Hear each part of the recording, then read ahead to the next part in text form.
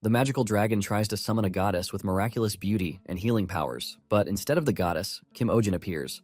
Dazed and confused, he assumes he must be dead and starts recalling his past life. Vet school is brutal. He gets scolded nonstop, finally earns his veterinary license, then grinds through 3 underpaid years while taking care of abandoned pets. After endless struggles, our boy finally opens a small clinic, but it barely survives. Customers are basically none, and even the lights on his signboard have gone out. One night, as Ojin lies in bed reflecting on his miserable situation and overwhelming debt, he hears a strange sound. Before he can even react, our boy suddenly finds himself in a cave surrounded by treasures and a radiant summoning circle. He's sure he's ended up in hell, so he demands to know why he's been brought there. The dragon explains it summoned him to treat its pet. Expecting a terrifying monster, our boy is stunned when the dragon opens its claws to reveal a small, weakly sleeping fruit bat named Catullus. Serving the frail, dehydrated bat, Ojin right away snaps into professional mode, asking about its name, symptoms, and how long the dragon has cared for it. Proudly, the dragon says he has owned Catullus for a week. Ever since keeping pets became popular among dragons, remembering his disdain for those who adopt pets on a whim, our boy asks if Catullus has been eating properly. The dragon confidently replies that he feeds it fresh animal blood, assuming the bat has a refined palate. Stunned, Ojin lowers his head in disbelief, recognizing this as his least favorite kind of owner, those who know nothing about their pets. Frustrated, he informs the dragon that fruit bats don't drink blood, only vampire bats do. Catullus, he explains, has been starving for a week. Embarrassed, the dragon admits it's his first time keeping a bat. Ojin scolds him for not researching beforehand and points out that the cave's freezing temperature could be fatal if the bat wakes from hibernation. Not long after, the dragon protests that he is an ice dragon, but our boy sternly insists that this environment is still unsuitable for a bat. Feeling remorseful, the dragon lowers his head and apologizes to Catullus, promising to get fruit right away and return the bat to its original home. Grateful for Ojin's help, the dragon offers to grant him a wish as a token of thanks. He jokingly asks to be reincarnated as a rich Arab prince or a villainous heir. Confused by the odd request, the dragon removes his necklace and gives it to Ojin, explaining that it is a magical pendant capable of granting any wish, provided it is not fueled by ill intent. As the pendant starts to glow, our boy concludes he must be in the afterlife. Just before vanishing, he quickly wishes to return to the early days of Bitcoin. The dragon watches as Ojin disappears, then hurries to prepare fruit for Catullus, still puzzled by the strange goddess he had summoned. Moments later, our boy finds himself standing in a bustling street filled with people, noise, and the aroma of food. Still bewildered, he wonders if this is reincarnation or possession. A fruit seller, noticing his odd attire, asks if he is a traveler and explains that he is in the Belmore region, famous for its inns and markets. Before he can even respond, chaos erupts as a giant rabbit charges down the street devouring fallen carrots. People scream and scatter, but Ojin remains frozen, marveling at the sight of a monster roaming freely among people. The fruit seller warns him that it's Lord Belmore's pet and urges him to run. Then, Ojin spots a small girl crying in front of the rabbit. Meanwhile, no hesitation. Our boy rushes forward, grabs her, and pulls her away just before the creature can reach her. As the rabbit lunges again, his pendant glows and a blue leash materializes around it. The crowd gasps, murmuring that he must be a wizard. The fruit seller, clutching her sister, says that our boy doesn't look like an ordinary traveler. Lord Belmore soon arrives, furious to see his pet restrained. Next, Ojin explains that the rabbit nearly attacked a child, but Belmore refuses to believe it. Losing patience, our boy snaps that the worst pet owners are those who ignore their pet's faults, warning that the rabbit's bite could easily crush a skull. The fruit seller and her sister exchange approving glances at his candor. Examining the rabbit more closely, Ojin notices its ears and realizes it's a domestic rabbit suffering from stress and overfeeding. When he questions its behavior, Belmore admits that the rabbit, Elizabeth, often pulls out her own fur. Ojin explains that such stress could be fatal and advises against taking her into crowded places. When Belmore asks about exercise, our boy suggests letting her move freely at home and discourages spoiling her. Meanwhile, shocked and ashamed, Belmore tears up, admitting that people ridicule him for raising a rabbit. But Ojin clearly understands animals better than anyone else. Belmore summons his butler, gives Ojin a pouch of coins, and asks him to check on Elizabeth from time to time. After apologizing to his pet, he leaves with her, while our boy grumbles under his breath that he won't be visiting this place again. Just then, people gather around cheering and praising Ojin's bravery. The fruit seller thanks him for saving her stall and offers him a discount. But when our boy explains he has no money, she points to the pouch. Opening it, he discovers gold coins and bites one to confirm it's real. Realizing it is, our boy smiles faintly, thinking that perhaps he can finally open another clinic here and pay off his debts from the human world. Ojin thanks all the interviewers who have come for the job selection and, half amused, says that he hopes one of them will be chosen. He then announces it's time to begin the interview, calling it a game of life and death. Briefly, our boy's thoughts drift to Lord Belmore, who had generously offered land and money when Ojin decided to settle down in this new place. Thanks to that support, the second branch of his pet clinic opens without trouble. Lord Belmore even prepares a shop for him, though it's oddly stocked with rabbit supplies. Still, our boy doesn't mind. After all, it's free. And his connection with Belmore already seems invaluable. Business soon takes over Ojin's days, but he realizes he knows very little about this world, especially about the dragon who brought him here. Meanwhile, that creature had promised to send him home, only to abandon him in this strange land. Determined to find answers, our boy decides to post a notice outside his new shop, Animal Hospital Hiring Staff. Maybe he'll find someone who can manage both assistant and technician duties. When interviews begin, Ojin sits upright, studying the line of applicants. The first candidate, Thomas, proudly discusses his noble background, strict father, and gentle mother. Our boy listens for a moment but soon grows weary of the man's self-importance. The next candidate, Philip, claims his family has been in the animal business for generations. This sounds promising at first until he reveals they run a butcher shop. That's enough for Ojin to mentally cross him off the list. Apparently, finding normal people in this world is more challenging than expected. The third candidate steps forward, a man with a pale, tense expression and eyes that spell trouble. Moments later, our boy reminds himself not to judge by appearances, but his patience snaps when the man suddenly throws himself to the floor, begging to be hired. That seals it. Ojin decides he will absolutely judge people by how they look from now on. Before he can even respond, a young woman steps out from the line of applicants. Next, without a word, she punches the man in the face, sending him flying across the room. She introduces herself as Selena, a roaming animal expert with experience in basic treatments. Her confidence and composure leave a strong impression, so Ojin hires her on the spot. Now, the next afternoon, our boy sits inside his cozy new clinic, basking in the warm sunlight streaming through the window. It's already noon, and Selena still hasn't shown up.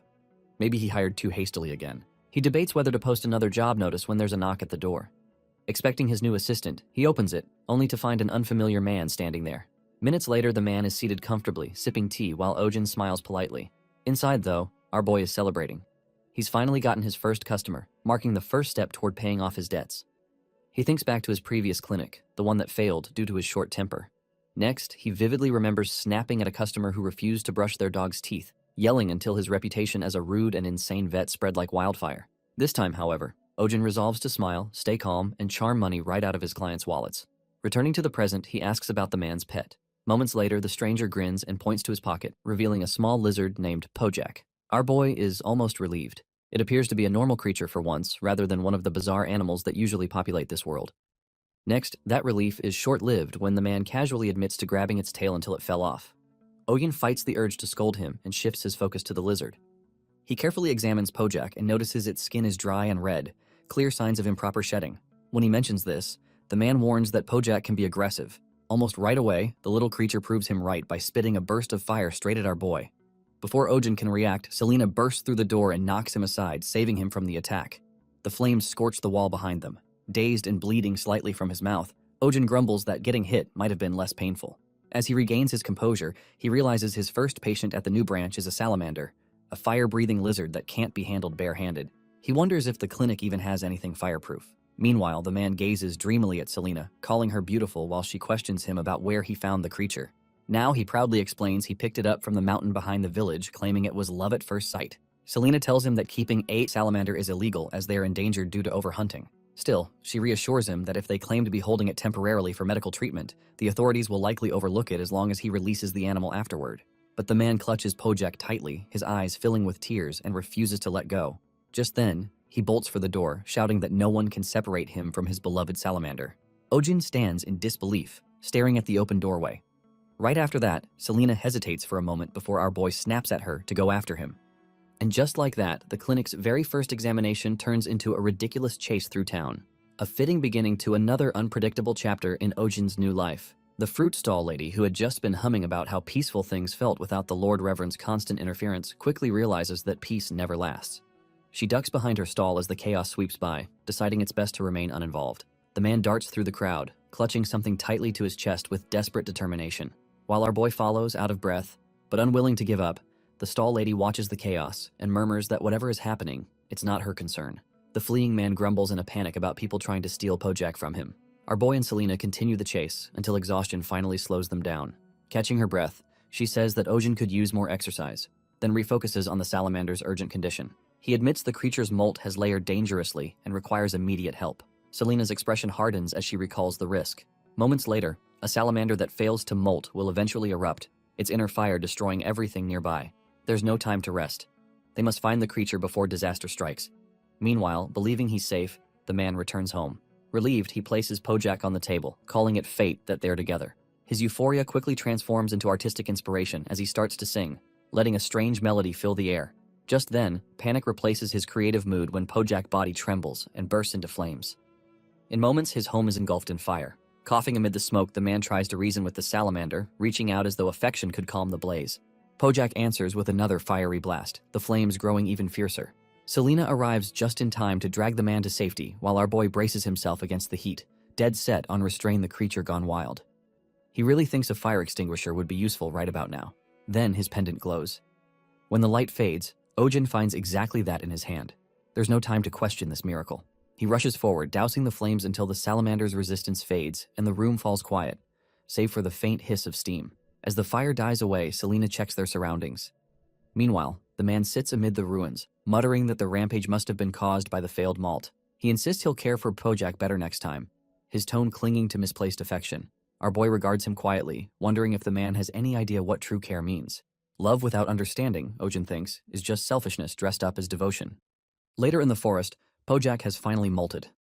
Not long after, Selena notes how much livelier it looks while our boy stares at its size in disbelief. The man gazes at the salamander with bittersweet pride, murmuring that it's time to let it return to the wild. He watches as Pojak disappears among the trees, whispering promises of care and remembrance that no creature could possibly understand.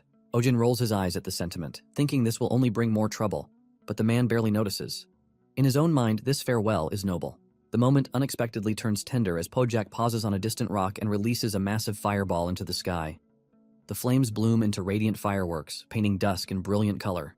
The man stares upward, overcome with emotion, while our boy quietly acknowledges that the treatment at last is complete. Days later, the same man reappears in the town square, now calling himself Roya. He plays guitar beside the fountain, children dancing around him as he sings an eccentric tune about Ojin's adventures. The song spreads like wildfire, lifting the spirits of everyone who hears it. Selena observes from afar, half amused, while our boy stands beside her, unimpressed, but faintly curious. When he notices people talking about bringing their pets to him, Ojin even finds himself praising Roya's singing. Soon after, the consequences arrive. Outside Ojin's pet clinic, a crowd forms so large it blocks the entire street. Dozens shout his name, demanding treatment and desperate for attention. Our boy sits frozen, realizing his quiet days are over. Selena, eyeing the endless line, grumbles that she might as well resign. Amid the clamor and confusion, Ojin realizes their little clinic has quite accidentally become the busiest place in town. It's a regular morning. Birds chirping outside Ojin's clinic as a long line of people gathers at the door. He finishes examining a patient and lets them know the session is over, advising a follow-up to check progress. Selena stands beside him, commenting that at this rate he'll become a corpse before next week and should earn while he can. Our boy calls for the next patient, reflecting on how it's been 2 months since opening, and the second clinic is thriving, thanks in part to those cheerful morning birds. The first few days were rough with so many customers, but after seeing the earnings, things settled down. A customer pokes their head in and asks if they're still open. Selena right away says they're closed, but Ojin lets the person in anyway. While treating the patient, our boy reflects on what he's learned about this world. Outside, people chat about their pets. One mentions Coco hasn't been eating well. Another points out a cat's bloodshot eye. Dogs and cats remain close to humans here, though their illnesses can be quite different. Later, Ojin stretches, remarking that the day has been exhausting. Selena informs him the next case is the last. Curious, he asks what animal it is, and Selena explains, it's a shaman, once used for hunting, now popular pets, but aggressive toward anyone except their owners, leading to the highest abandonment rate. Our boy grumbles that people who buy pets just to follow trends ought to disappear. He recalls hearing that shamans can grow as tall as a person's torso with claws and teeth sharp enough to pierce a wild boar's hide. Selena warns him to be careful. Meanwhile, the next customer presents a shaman pup, visibly exhausted and only 2 months old. The owner explains it's been limping since yesterday. Ojin examines the leg, noting a puppy this age should have healthy joints. Checking the paw, he finds a thorn lodged in it, removes it with tweezers, disinfects the wound, and assures them it will heal. The little shaman wobbles around, and our boy watches quietly while Selena glances over, mildly curious. As the owner leaves, Ojin sighs in relief, saying the day is finally over. Selena observes that he looked happy. He seems puzzled when she asks whether it's because the puppy was cute or because his shift has ended.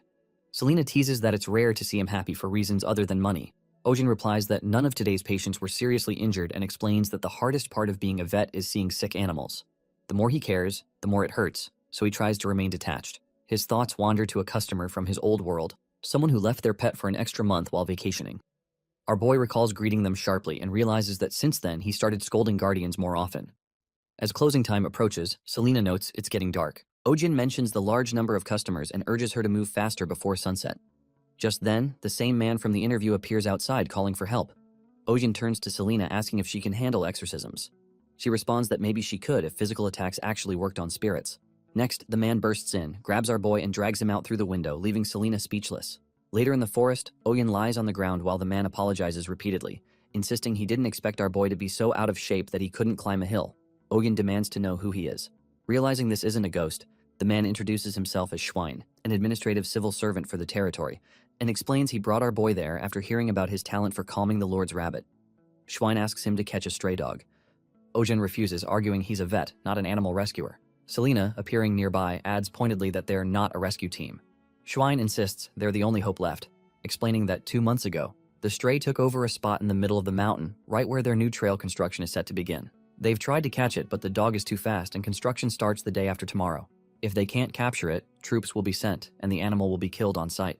Our boy falls silent before finally asking where the dog is now, clarifying he's never captured animals and only wants to observe first. Schwein agrees, saying it's a bit further up the mountain. Ojin reminds him he hasn't agreed yet. He's just there to take a look. Not long after, Selena, with a knowing smile, says that he's definitely going to end up doing it.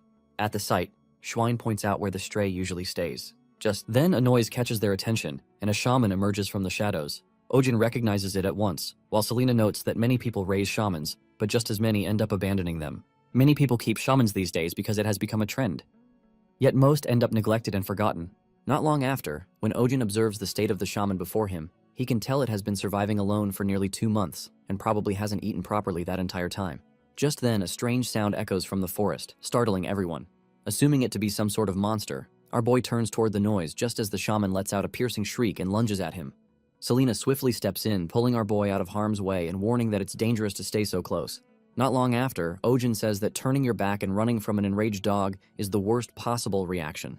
Next, while Selena retorts that doing nothing would just let the animal tear them apart. Then our boy explains that running will only provoke the creature further. They need to find a way to divert its focus. Before he can finish his thought, the shaman unexpectedly goes still.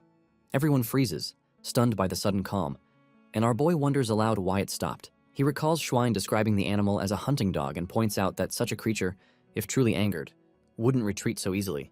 Yet, right before their eyes, the shaman quietly wanders back into the forest. Selena grumbles that no one can truly grasp what goes on in a dog's mind. Meanwhile, Schwein explains how the creature often chases people away, its behavior having become such a nuisance that villagers from the nearby settlement send in constant complaints. As Ojin listens, he sinks into thought before curiosity takes hold. He asks what kind of complaints they've received, and Schwein describes how the locals refer to the animal as a vicious beast that roams the mountain, one they consider dangerous and demand to be captured. Meanwhile, our boy reflects on this, then wonders aloud if anyone has ever actually been injured by it. Schwein starts to agree instinctively, but after pausing for a moment, admits that not a single person has ever been harmed. Turning to Selena, our boy recalls that she once mentioned the loyalty of shamans toward their masters and asks if she still believes it. Selena confirms that she does, and Ojin's expression shifts slightly, as though something has just clicked in his mind. The next morning, Ojin and Selena set out toward the nearest village at the base of the mountain. Their focus shifts from confronting the stray to uncovering the story behind it. Right after that now, our boy seeks the dog's former owner, believing that understanding its past is the key to reaching it. Though time is short and other methods might seem easier, he knows that simply trapping the animal with food will not work. The dog's frail, hungry body speaks of something stronger than instinct, an unbroken bond that hunger cannot override. As they walk, memories and thoughts intertwine in Ojin's mind. He remembers how some owners issue a gentle command for their pets to stay, assuring them they'll return soon, only to disappear and never come back. That same kind of loyalty and betrayal must lie at the heart of this dog's suffering. Our boy has seen people capable of abandoning those who trust them most, and the idea fills him with quiet anger. Resolute, our boy promises himself that when they finally uncover the owner, that person will be forced to confront what they've done and witness how the loyal creature they left behind has endured. As they begin making inquiries throughout the village, a pattern quickly emerges. Right after that, a local tells Ojin that a woman named Gabrielle's husband has been unable to continue his work because of the dog that roams the mountain. Parents refuse to let their children near the forest, fearful of what lurks there, and even passing youngsters echo the same stories of danger. Now an old man vaguely grumbles about losing money many years ago, though his words seem disconnected from the rest. Still, one truth becomes clear. The entire village harbors a deep resentment toward the stray. After hours of questioning, our boy and Selena stop at a quiet corner of the street. Weary from hearing the same fearful accounts, Ojin starts to suspect that perhaps the dog's owner isn't from this village at all. Not long after, Selena agrees, noting that if nothing else, everyone they've met shares a common hostility toward the animal. It's then that a woman with long hair approaches them. She has overheard their questions and with a solemn expression mentions that they're looking for Jake, the man who once owned the dog. She urges them to follow her and leads them toward Jake's house. Ojin notices how distant the home is, almost hidden among the trees, and the woman explains that Jake lived alone, separated from the villagers, which is why so few people knew him. When they reach the small wooden house, she stops near a modest grave by the entrance and quietly reveals that Jake died 2 months earlier in a landslide. She explains he had no family and that she herself arranged the funeral. Furthermore, she insists that Jake never abandoned his dog. He simply never made it back. The woman also confesses she once tried to bring the dog home, but failed. And now, with sadness heavy in her tone, she begs them to help the animal whom she calls Max. The weight of her words sinks deeply into Ojin. A quiet remorse fills him as he realizes how wrongly he had judged the situation. Our boy offers a silent prayer for Jake's peace, expressing his regret, and makes a firm promise that they will save Max no matter what it requires. Later, back in the forest, Schwein remarks to the officers who have just arrived that he expected them the following day, noting they must have finished their prior mission earlier than anticipated. He suggests postponing their current task to kill Max until tomorrow, but the officers dismiss the idea. One of them insists there's no reason to wait and that the matter should be handled right away. Since the villagers already despise the dog, he reasons no one will object if they ended a day ahead of schedule. Back at Jake's house, Ojin steps inside and right away notices the scent of herbal medicine lingering in the air, a clear sign that Jake was a herbalist. Selena suggests taking anything carrying the owner's scent for now and points towards some clothes hanging nearby. Our boy's eyes drift to a photo frame on the shelf showing Jake and Max together. Now, he wonders what could have happened to someone who cared so deeply for his dog. Then Selena notices a photograph on the wall and points it out. It's a picture of a mandrake. She says that Jake must have been searching for one. Not long after, our boy recalls seeing a mandrake in a movie once, and Selena explains that it's the plant that screams a rare and extremely difficult specimen to collect. Both remember the strange noise from the forest the previous day. Despite its danger, the mandrake is incredibly valuable, something every herbalist dreams of finding. Meanwhile, Max sits in front of his cave staring at the sky, lost in thought as he remembers his owner. It was raining that day when he and Jake took shelter inside the cave. Jake laughed at the sudden downpour, wondering if they should wait until it stopped before heading out. Lighting a fire, he placed a woolen blanket over Max, telling him to stay still or he'd catch a cold. Max cuddled close, and Jake, though exhausted, smiled and said they were lucky to have found shelter. While looking around, Jake noticed a plant growing near the cave wall. Recognizing the shape of its leaves, he realized it was a mandrake. Shocked, he admitted he never thought he'd see one outside of books. Excited, he decided to return home to get his gear, telling Max to wait and promising he'd be right back. Max barked softly, but Jake reassured him it wasn't far. Smiling, he stepped out into the rain. Then, a sudden landslide of massive rocks came crashing down, killing him instantly. Time passed. The fire in the cave died out, but Max continued to wait faithfully. The next week, some tourists passed by. One of them noticed the dog had been there for a while. Right after that, they assumed he'd been abandoned and feeling pity, decided to feed him. But when they approached, Max shrieked and backed away in fear, driving them off. Right after that, startled, the tourists left, muttering that the dog was dangerous and that it was no wonder the owner had left it. Meanwhile, Max returned to the cave and sat again, waiting for Jake, unaware he would never return. In the present, as Max recalls Jake, the officers approach. One suggests there's no need to rush since it's getting late. They should head to the lodge soon. Standing before Max, they ready their tranquilizer darts enough to take down a shaman. Schwein pleads with them to wait 1 more hour, explaining that he's hired someone to help rescue the dog. From what Schwein has seen, Max has never hurt anyone and is simply a dog with a story. The officer, unmoved, says they aren't there to listen to a dog's story. Their job is to protect the residents, and that's all that matters. As he raises his gun and aims, Max pants heavily. Just as the officer is about to pull the trigger, Selena and Ojin arrive, stopping him. Selena insists they must rescue the stray, not harm it. At that moment, Max sees an illusion of his owner standing before him, smiling gently. The figure tells him that he's come to get him and that Max has waited a long time. Not long after, overcome with joy, Max moves forward, tail wagging, believing his owner has finally returned. Our boy steps closer, his voice low and soft as he admits he isn't the one Max has been waiting for, but tells him it's time to go home. A lone night settles over the forest where a deer runs for its life. Chased by a wild creature whose glowing yellow eyes cut through the darkness, its sharp shriek echoes through the trees, shattering the stillness of the woods. By morning, the quiet inside Ojin's clinic is disrupted as a customer bursts in a panic begging for help with their pet. Our boy looks down to find a ping-ponging panda so overweight it can hardly roll over. He grumbles in disbelief while the owner insists the panda has grown weak and barely eats. Only 7 meals a day now. Ojin sigh, warning that if it doesn't regain a healthy weight, it could fall gravely ill. The owner looks shocked, unwilling to believe it. and our boy calls for the next patient without another word. Schwein steps in with his usual courteous smile, greeting our boy politely. The sight of him reminds Ojin of Max, the dog that once came down from the mountain after losing his owner. Max had lingered for days by his master's grave, unable to accept Jake's death, pitied by everyone in the village until he finally opened up to the one who visited and cared for him, Schwein. When Ojin asks what brings him there and if something has happened to Max, Schwein denies it and instead reveals a mandrake plant from his bag. Selena notices something odd about it. Its root is exposed above the soil, unlike most mandrake that prefer to stay buried deep. Schwein explains that Jake before his passing had discovered the mandrake and decided to keep it as a memento. Yet when they tried to replant it, the mandrake kept forcing itself out of the ground, screaming endlessly day and night until everyone in the village was forced to wear earplugs. Some even suffered ruptured eardrums. Selena mentions that such behavior can happen as mandrake are known to be temperamental about their surroundings. Schwein sigh that the plant has become impossible to manage. Noting that it is quiet now only because it is asleep, but once it wakes chaos begins, he pleads for Ojin to take it. Our boy refuses, insisting he treats animals, not plants, and that anything that screams can't even be considered one. Schwein insists it is neither plant nor animal, but something far worse, a demon. Ojin retorts that if that's the case, the church would be a better place to take it. Before another word is exchanged, the mandrake stirs.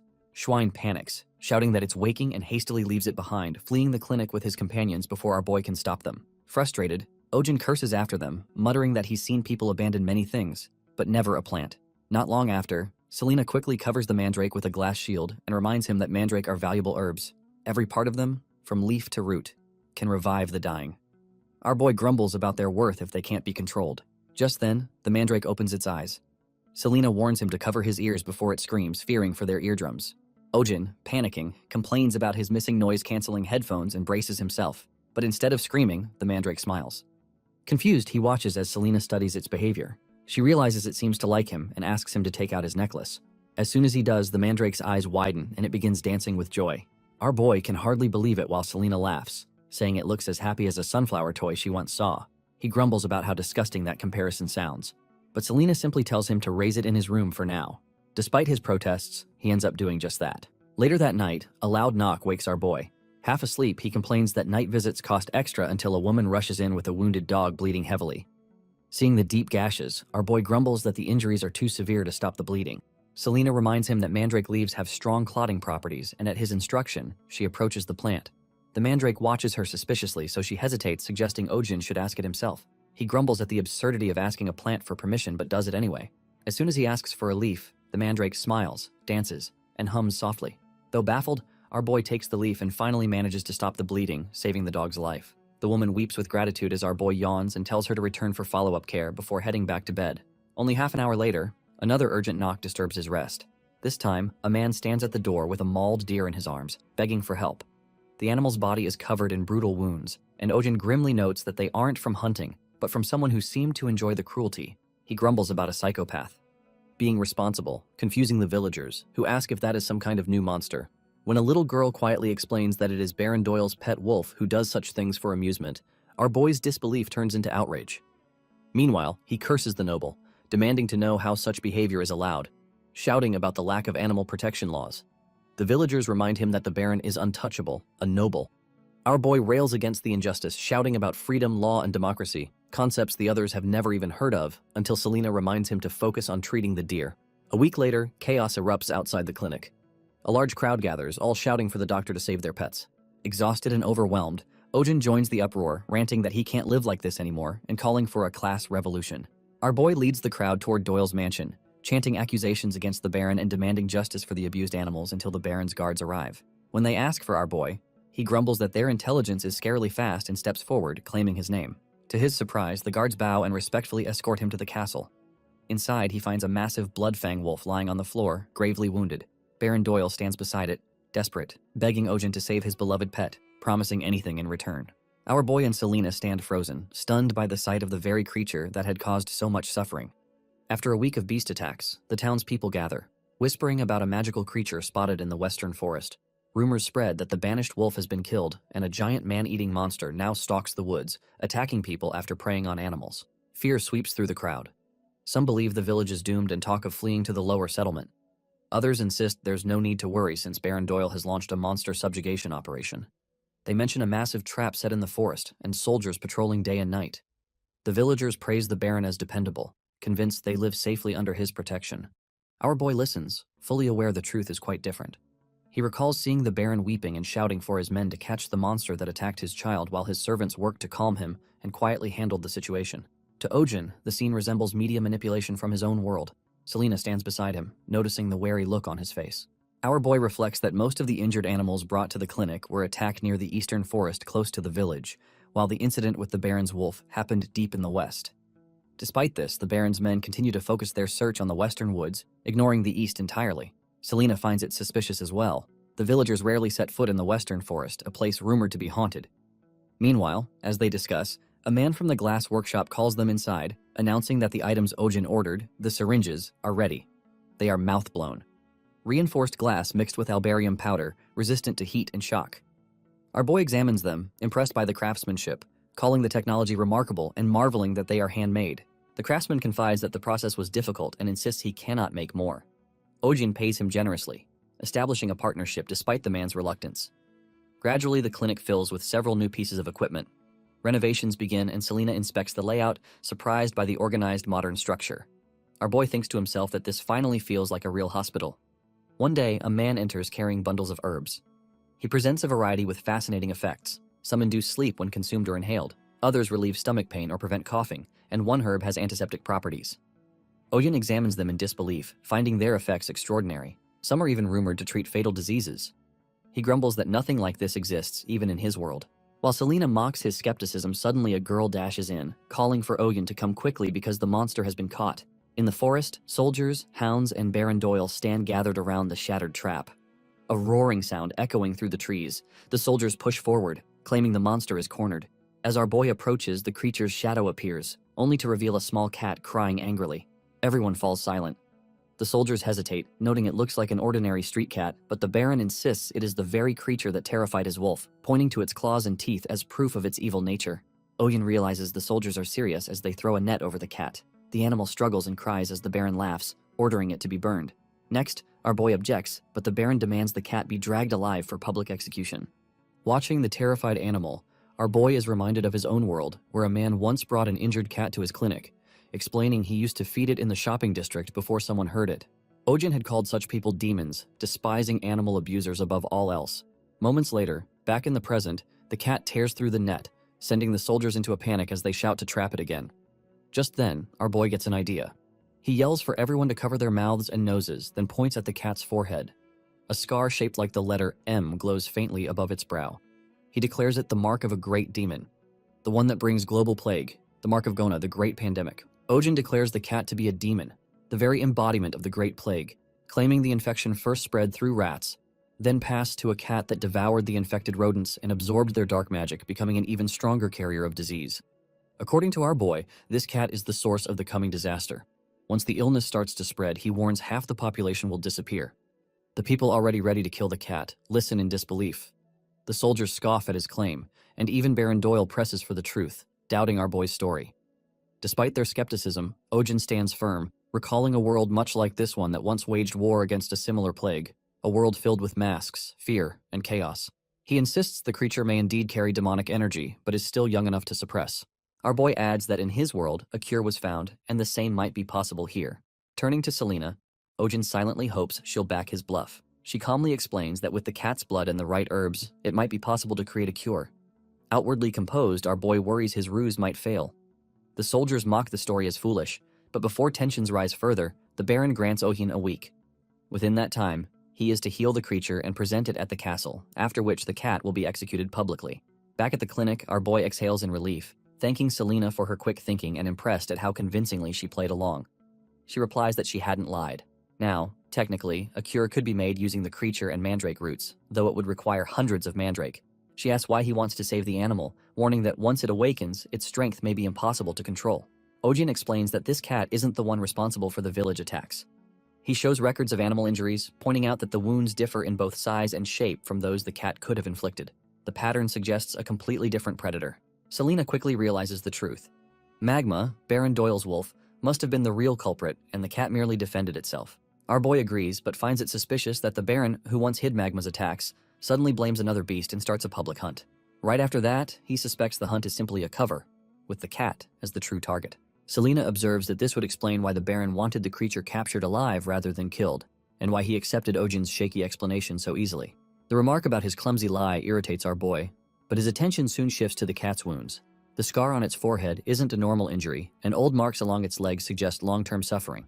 He resolves to uncover the truth about what this creature has endured. Selena watches him closely, realizing he isn't the greedy, indifferent vet she once believed him to be. There's a gentleness in the way he handles the animal until our boy suddenly hugs the cat, burying his face in its fur and calling it soft and warm. The scene erases Selena's old impression, convincing her that Ojin is simply insane, while the nearby mandrake smolders with jealousy. The next morning, eerie cries echo from outside the clinic. Townsfolk gather, whispering in awe and fear about the strange sounds. Rumors spread rapidly, claiming our boy is battling a demon and purifying the source of the plague. Within hours, public opinion transforms him into a legend, a wizard from another world. The crowd chants his name, hailing Kim Ojin as the Great Wizard. Inside, unaware of the growing chaos, our boy tries to feed the cat, only to have it scratch his face again. The creature's temper irks him, but he notices it appears smaller than before. Selena points out that its size and weight have both decreased over the past 3 days, and she speculates it might be losing demonic energy. Ojin concludes it's simply starving. Hunger is fueling its anger, burning away energy and deepening its hunger in a vicious cycle. As our boy wishes for the demonic snack known as chore, a sudden pain grips his chest. The dragon's necklace around his neck glows, releasing light that solidifies into a familiar chocolate-like treat. The snack shoots straight into the cat's mouth and it starts chewing happily. Ojin, relieved, continues feeding it with growing affection while Selena watches in silent disbelief. As the cat eats, the scar on its forehead starts to glow faintly. Selena freezes, suddenly realizing everything makes sense. The creature before them was never just a cat. Monoceros, the horned lion, once reigned as a mythical beast during the era when dragons vanished and mana surged across the world. Revered as sacred, their horns blessed barren lands with water and turned darkness into light. Their hearts held the miraculous power to generate mana, and the horn on their foreheads served as a divine channel through which that energy flowed.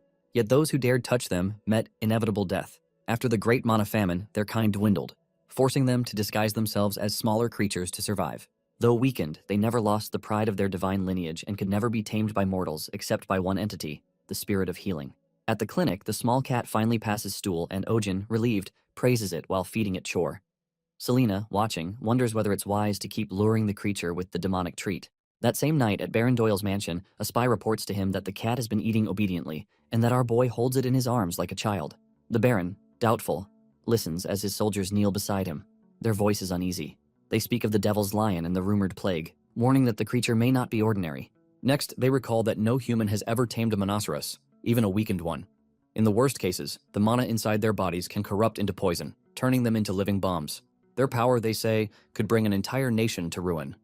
Baron Doyle, unsettled, remembers Ojin's words about a plague that once consumed his world, a battle humanity fought for years.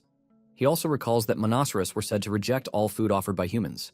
Now he starts to wonder whether our boy knows something no one else does. The following morning, the clinic hums with activity. The new assistant, Pio, acting as receptionist, calls for the next patient to enter the exam room. The space feels lively and organized, just as a proper clinic should. Meanwhile, Selena scolds a noisy patient whose animal refuses to stay still. Her irritation grows, and in a flash of temper, she silences the chaos with magic, startling everyone. Ojin watches, horrified, as she repeats her spell on another customer, creating chaos inside the clinic. Then, without warning, Selena requests a sudden half-day leave and disappears again. Later, our boy discovers her handwritten note declaring her absence without leave. The sloppy calligraphy only fuels his frustration. He rants that even real veterinarians wouldn't act so unprofessionally, desperate for help. That's why he calls on Pio, a nearby acquaintance, to fill in temporarily. Right after that, to his surprise, Pio proves exceptionally capable, handling clients, lifting supplies, and maintaining order with cheerful diligence. Her work ethic impresses our boy so much that he starts considering her for a permanent position. Amid the busy day, Ojin notices something odd. The clinic, normally filled with animal noises, has suddenly fallen silent. The next morning, the mystery reveals itself when a familiar patient returns. Ping Ping the hamster. Ojin stares in disbelief. The creature that once weighed barely half a kilogram now appears 10 times larger, nearly the size of a small dog. He wonders aloud if it's turned into a panda. The owner corrects him, calling it a flopper dog. Only then does our boy realize that in this world, hamsters go by a different name. The owner, puzzled by his reaction, asks if he knows what a flopper is. Ojin goes to cover up, but Pio steps in smoothly, explaining that he comes from another world, which is why he uses different terms and why his medical knowledge surpasses local understanding. Flattered, our boy listens as the owner concludes that he must have studied abroad. Proud and amused, he right away hires Pio as a permanent staff member. Turning back to Ping Ping, Ojin examines its oversized body. The creature appears healthy, though its unusual color and size raise questions. He speculates it may have absorbed some sort of growth magic. As he observes, the cat beside him grows visibly jealous and leaps toward the hamster. The moment it makes contact, Ping Ping splits into 3 identical copies. Everyone in the clinic freezes. Ojin struggles to process what he's seeing, mentally protesting that it violates every law of physics he knows. The owner, overjoyed, hugs the 3 creatures, declaring that after years of loneliness, Ping Ping finally has a family. One of the smaller copies bolts across the room, triggering a chaotic chase through the clinic. The creatures' tiny bodies make them impossibly fast, adding to the chaos. Selena suddenly returns, appearing out of nowhere. With effortless precision, she captures all 3, 2 in her hands and 1 between her teeth, and declares them to be bloops. When questioned about their origin, the owner admits he received the creature as a gift from his father. Unaware of its true nature, Selena decides to keep them for observation, assuring the owner that no harm will come to them. Moments later, Ojin adds that the clinic never engages in unethical experiments and that nothing happens without a guardian's consent, though inwardly he wonders why he's the one making moral speeches. Later that evening, Selena explains that bloops aren't natural creatures at all, but artificial beings created by a mad mage long ago. Our boy is shocked, realizing even this world has its own unhinged scientists. Selena insists the mage wasn't entirely evil, just misguided, and that his creations, though unstable, were never meant to harm. Ojin comments that bloops were supposed to have vanished a century ago and is surprised to encounter one after so long. Curiosity gets the better of him, and he casually asks Selena just how old she is. Before she can reply, a strange gurgling sound comes from the Sionja nearby. Our boy turns toward it in concern, only for a knock to interrupt him. From behind the door, a soldier's voice announces that Baron Doyle has arrived. As Lord Baron steps into Ojin's clinic, declaring that he'll bring out the monster, our boy is swept by quiet panic. Torn between hiding the cat or helping it escape within the week, he hasn't had time to prepare. Every moment has been consumed by caring for the creature. Forcing a nervous smile, our boy greets the noble politely, his mind drifting to Selena, already gone and leaving him to face the mess alone. The Baron sits heavily, uninterested in pleasantries, refusing even the offer of tea and demanding to see the monster right away. Ojin hesitates, mumbling that the treatment isn't yet finished, but Baron coldly points out that if the clinic is still open, the cure must be complete. Our boy quickly invents a wild story. A mishap during the exorcism caused a mysterious imprint to appear between him and the cat, binding them together so they can no longer be separated. Baron's men exchange skeptical looks, muttering that he must be insane to expect anyone to believe such nonsense. Realizing his story is unraveling, our boy shifts tactics, questioning why Baron has another black cat locked away in his manor's dungeon. The accusation startles the noble. For a moment, his composure falters. Ojin presses harder, accusing him of plotting to swap out the real cat for an innocent one. Baron, angered and defensive, denies it, shifting blame by insisting that the animal attacks plaguing the village were caused not by Sionja, but by Ojin's own recklessness.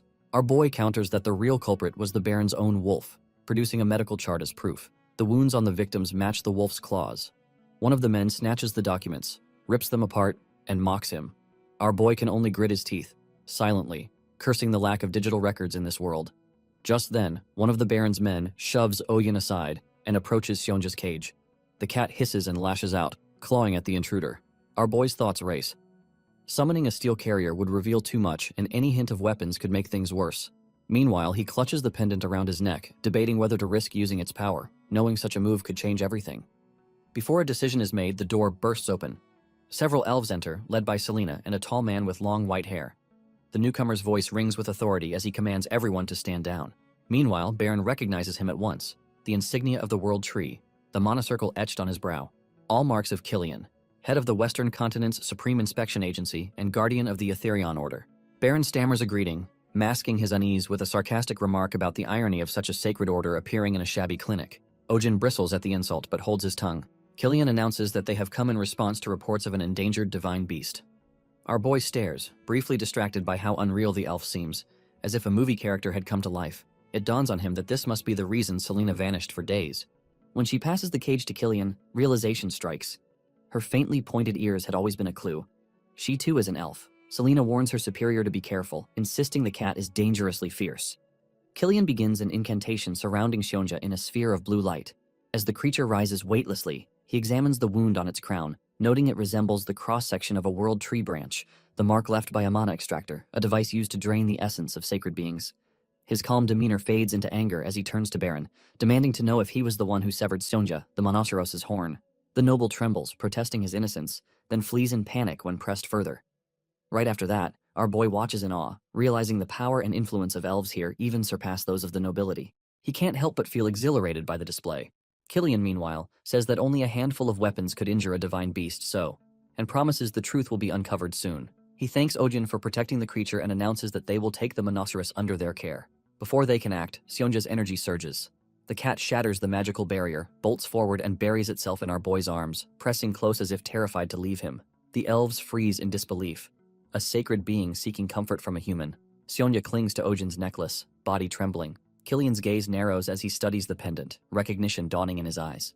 He murmurs to his companions that the rumors are true and that the implications are greater than expected. Our boy feels uneasy under the scrutiny. It's the same look his university professor gave him before trying to recruit him for graduate school. Even Selena now watches him with unreadable eyes.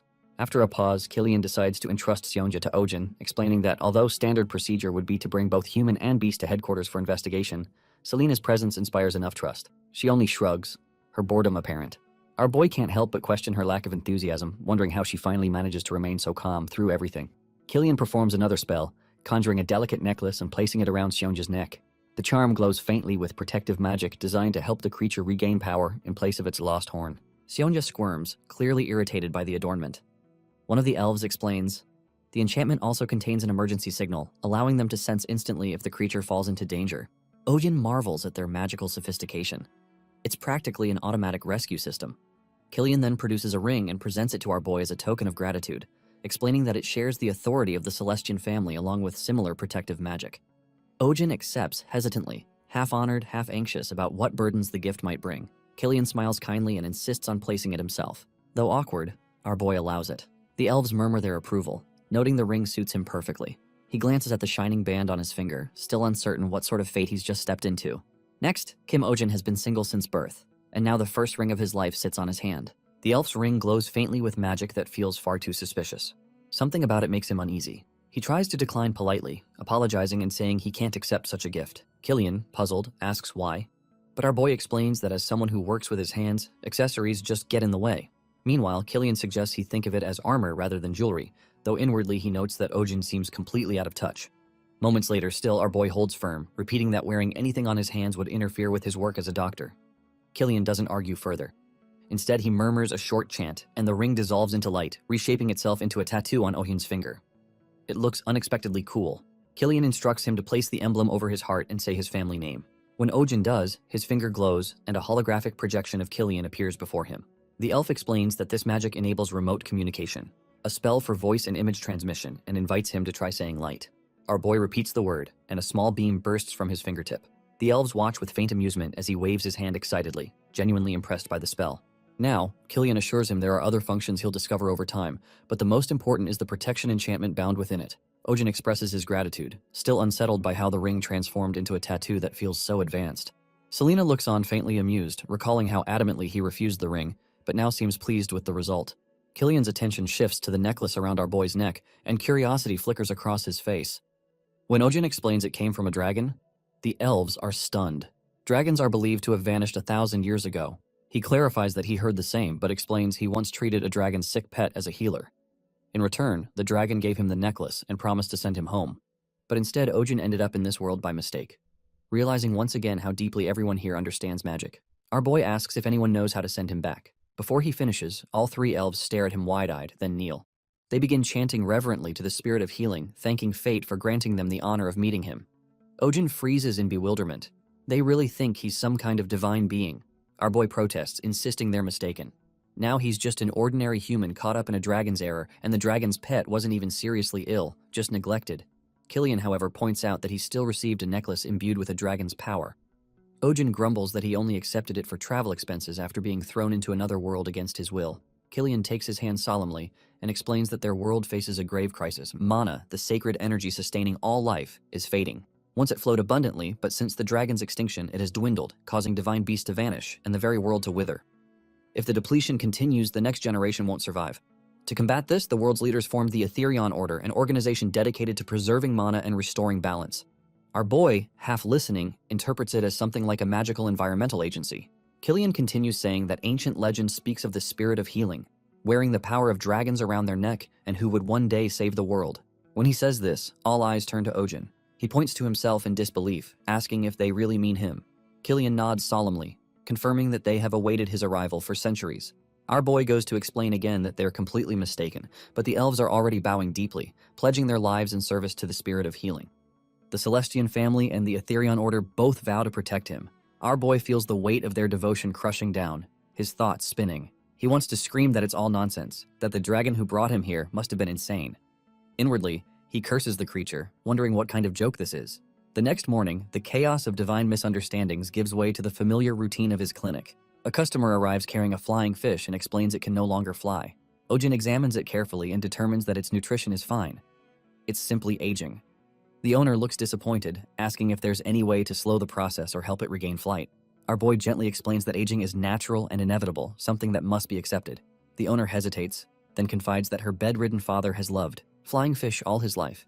He once raised several, but since falling ill, they've weakened one by one, and now only one, Lumi, remains. She was the mother's proposal gift. Decades ago, when her father asked her mother to marry him, he released Lumi into the night sky, her glowing fins sparkling like a star. Back then, flying fish could emit light as they soared, making them prized companions for festivals and celebrations. Listening, Ojin thinks that proposing with a fish instead of a ring sounds tacky, while Selena explains it was once considered romantic. The owner smiles faintly, admitting it isn't anymore. She continues, saying that after her mother's passing, her father's health declined, and now he spends his days in isolation, caring for his remaining fish. Recently, the owner's father confessed that if Lumi loses her ability to fly, he'll have no reason left to live. Our boy recognizes the sorrow behind the story, like the last leaf clinging to a branch before winter. Selena, unmoved, casually suggests buying new fish, which shocks him with her lack of empathy. Moments later, the owner, close to tears, begs our boy to heal Lumi to save her father from despair. But our boy can only repeat that Lumi is perfectly healthy. She's simply growing old, and even magic cannot stop time. Meanwhile, the owner insists that Lumi must fly again to save her father from dying. Despite Ojin's explanation that Lumi is not ill, only aging, he senses just how dangerous emotional attachment can be. Even in this world, pet owners are deeply bound to their companions. Next, some refuse to eat until their pets recover, while others wish to die alongside them. Such emotions often cause more harm than good. Just then, Killian appears, urging Ojin to make a promise. Before our boy can react, the scene fades, and he wakes up. It had all been a dream. In the morning, our boy greets Pio, who right away notices the dark circles under his eyes. She confesses she also stayed up through the night. Pio assumes he was worrying about Lumi, the flying fish, though he denies it. She reflects that the fish's condition might not be due to aging, but to a lack of mana. She recalls that when she was young, the glow of flying fish dimmed as the world's mana began to decline, and as mana in the air weakened, the fish gradually lost their ability to fly. Ojin realizes the situation is much like environmental pollution in his own world. The ecosystem here is collapsing in a similar way. He remembers the elf's words about him being destined to save this world. Selena joins the conversation, confirming that the problem extends beyond flying fish. Many animals are falling ill. What's often labeled as aging or unknown illness is actually caused by mana depletion. The clearest proof, she says, is Monoceros, who was once a lion. Our boy recalls that Sionia was originally a lion as well, and though she looks adorable as a cat now, he wonders what her true form was like. He pictures her grooming herself in the same way, even as a lion. A thought occurs to our boy. He asks Pio what illness typically affects guardians of the flying fish. She recalls it as a condition that weakens bones, causing easy fractures. Ojin asks Selena about the usual medicine prescribed. Right after that, she names bloom root for bone healing, bloodroot for pain relief, and other supportive herbs. When he asks about side effects, Selena mentions that bloodroot causes fatigue and nerve dulling over time. Our boy right away recognizes this as the issue and requests a medicine to counter those effects. Selena replies that such a medicine exists, but it cancels out the original effects. Still, our boy insists on knowing how to make it. Selena gestures behind her and our boy realizes she means the mandrake. As he approaches, the mandrake frowns. Right after that, Ojin explains that he only needs a few leaves, but the plant suddenly screams so loudly that everyone, Selena, Pio, and our boy, covers their ears. The mandrake starts crying, leaving him frustrated. Pio suggests that perhaps it feels neglected since he's been focused on Sionja lately. Our boy admits that he feels awkward around plants. Pio advises him to give it a name at least. When he hesitates, the mandrake cries even louder. Defeated, he names it Kim Mandel. Right away, the plant stops crying and begins dancing happily. Ojin takes 2 leaves, thinking to himself how unsettlingly affectionate the plants and animals of this world are. Selena quietly observes, then asks to see his necklace. She examines it, finding nothing unusual. When she puts it on and tries to pet Sionja and Mandel, both react aggressively. Selena concludes that the necklace's bond works only for Ojin. She asks how he activates its power, and he explains that focusing his thoughts creates a tightness in his chest which then releases energy. Selena realizes that this power might be linked to his heart. Ojin adds that touching the necklace draws the creatures to him as if they're expecting food. While feeding Sonja his favorite chore snack, Selena notices the glow of energy and deduces that our boy is unknowingly feeding his mana to the creatures. The thought alarms her. Such a connection could be dangerous. Right after that, meanwhile, Pio announces that the crushed leaves are ready and has prepared a potion from them. She asks if she should bring another batch, and our boy agrees. Selena watches him in silence, deep in thought. Everything about Kimojin, the energy around him, the way life responds to his presence seems beyond ordinary. For the first time, she starts to wonder if he truly is the spirit of healing the legend spoke of. At Luriel's mansion, she enters her father's room with his medicine and finds him lying on the floor. She rushes to help him up, quickly realizing that he had tried to stand because Lumi wanted to stay near the window. Despite his frailty, he insists he's fine. Luriel worries that his weak bones make such movements dangerous, but he simply responds that his time is limited anyway. She protests, insisting his illness can still improve, yet he believes death comes not only from disease, but also from losing hope. Moments later, tears fall as she begs him to stop speaking that way, but he refuses. At that moment, Ohin arrives with Selena, Pio, and the rest of his group, interrupting the emotional scene. He boldly declares that people die not from illness or fate, but from misinformation, incorrect prescriptions, bad habits, and a lack of proper care. Both Luriel and her father are startled by the sudden appearance. Our boy introduces himself and explains that Lumi's inability to fly isn't due to old age, but rather the side effects of the drugs her father has been taking. The father is confused, insisting he's the one taking the medicine, not Lumi. Our boy clarifies that flying fish still retain their aquatic grooming instincts. They clean the food or individuals they care about. Meanwhile, Lumi, by grooming her father's hair and beard, absorbed the medicine's residue through contact. Luriel recalls how Lumi had spent nights near her father, brushing against him. Now the old man realizes the truth and grumbles that this explains why his beard always appeared so shiny. Ojin confirms this and presents syringes containing the cure he developed. He explains that the fish will regain its energy within a day or two. The father jokes he'll shave everything off to avoid repeating the problem. Our boy begins the treatment, holding each fish while Pio restrains them so he can inject the medicine. When finished, he notes that it's a fast-acting drug. Moments later, Lumi starts to stir and suddenly lifts into the air, glowing faintly as she flies toward the father. He gazes at her, realizing it isn't a dream. One by one, the other fish begin to glow and rise, their bodies emitting a soft blue light. The entire room fills with shimmering brightness as the fish circle above. Luriel and her father watch in awe. The sight reminds her father of the day he proposed to her mother, using glowing fish that soared into the sky just like this. Holding Lumi, he is deeply moved. Pio observes quietly, understanding that the reaction came from contact with Ojin's blood and mana and realizing that he isn't ordinary. Selena reaches a similar conclusion, wondering if he's truly the one spoken of in the prophecy, the spirit of healing. Later, Selena meets with Killian to discuss it. Now, Killian believes everything aligns perfectly with the prophecy and asserts that Ojin's bond with Monoceros is irrefutable proof. Moments later, Selena questions his decision to give our boy the ring that does not belong to him, but Killian insists that the original owner would have approved. He admits that rumors of the spirit of healing will soon spread across the world and that they plan to use this to uncover the truth behind hidden forces rather than simply chasing enemies. Selena realizes this is why Baron Doyle was released, to draw out those working behind the scenes. Killian reassures her that Ojin won't be harmed and points out that it's no coincidence she met him in this village. Selena recalls first seeing our boy when he subdued a giant rabbit in the village while wearing his mysterious necklace. Although she admits he is unique, she remains doubtful that he is the spirit of healing. Killian tells her to keep watching, reminding her that the prophecy doesn't only speak of salvation, it also warns of the trials that must come before it. Another quiet morning unfolds at Oyen's clinic. Inside, a blob known as the Bloop sits hunched on a leaf once again. Meanwhile, even though its care had already been charged the previous week, our boy notices it and grows irritated, wondering why it's still here. Meanwhile, Selena is tending to the creature, explaining that she's looking after one of the 3 Bloops. She handles it carelessly, prompting our boy to step in. He recalls that blobs are divided into core types, which contain a core in their heads, and non-core types, which multiply easily. Containing a core type prevents further division, but the one Selena is handling lacks a core and can reproduce when stressed. Selena confirms that it's a sensitive specimen that multiplies under pressure. Our boy becomes uneasy, all too aware of the dangers of keeping such creatures. Bloops can reproduce uncontrollably and have wiped out entire villages when mishandled. Keeping one in the clinic alongside volatile creatures like the Mandrake and Sionja feels reckless. He questions the decision silently, realizing Selena hasn't obtained the owner's permission, having acted on her own under the guise of cooperation. Pio, watching the exchange, grows nervous, subtly suggesting that perhaps it's better not to get involved. Our boy remembers hearing that elves who cover their ears often do so to hide criminal markings burned in as punishment. The thought lingers in his mind. Selena's habit of acting first, her avoidance of personal questions, and her aggressive temperament all raise doubts about her past. Ojin briefly considers dismissing her, but decides against it given the clinic's heavy workload. Before he can dwell further, Selena signals that it's opening time and the routine continues. Elsewhere at Baron Doyle's castle, the Baron speaks through a LMA crystal with a mysterious figure. The man demands to know why the Etherion Order appeared at Ojin's clinic. The Baron explains that they burst in suddenly, mentioned a divine beast, interrupted his work, and left. The man grows angry, accusing the Baron of letting the Etherion Order take the Monoceros. The Baron apologizes and promises to recover it, but adds that he doesn't need to steal the beast as it's already with Kim Ojin. The man is shocked, knowing Monoceros cannot typically coexist with humans.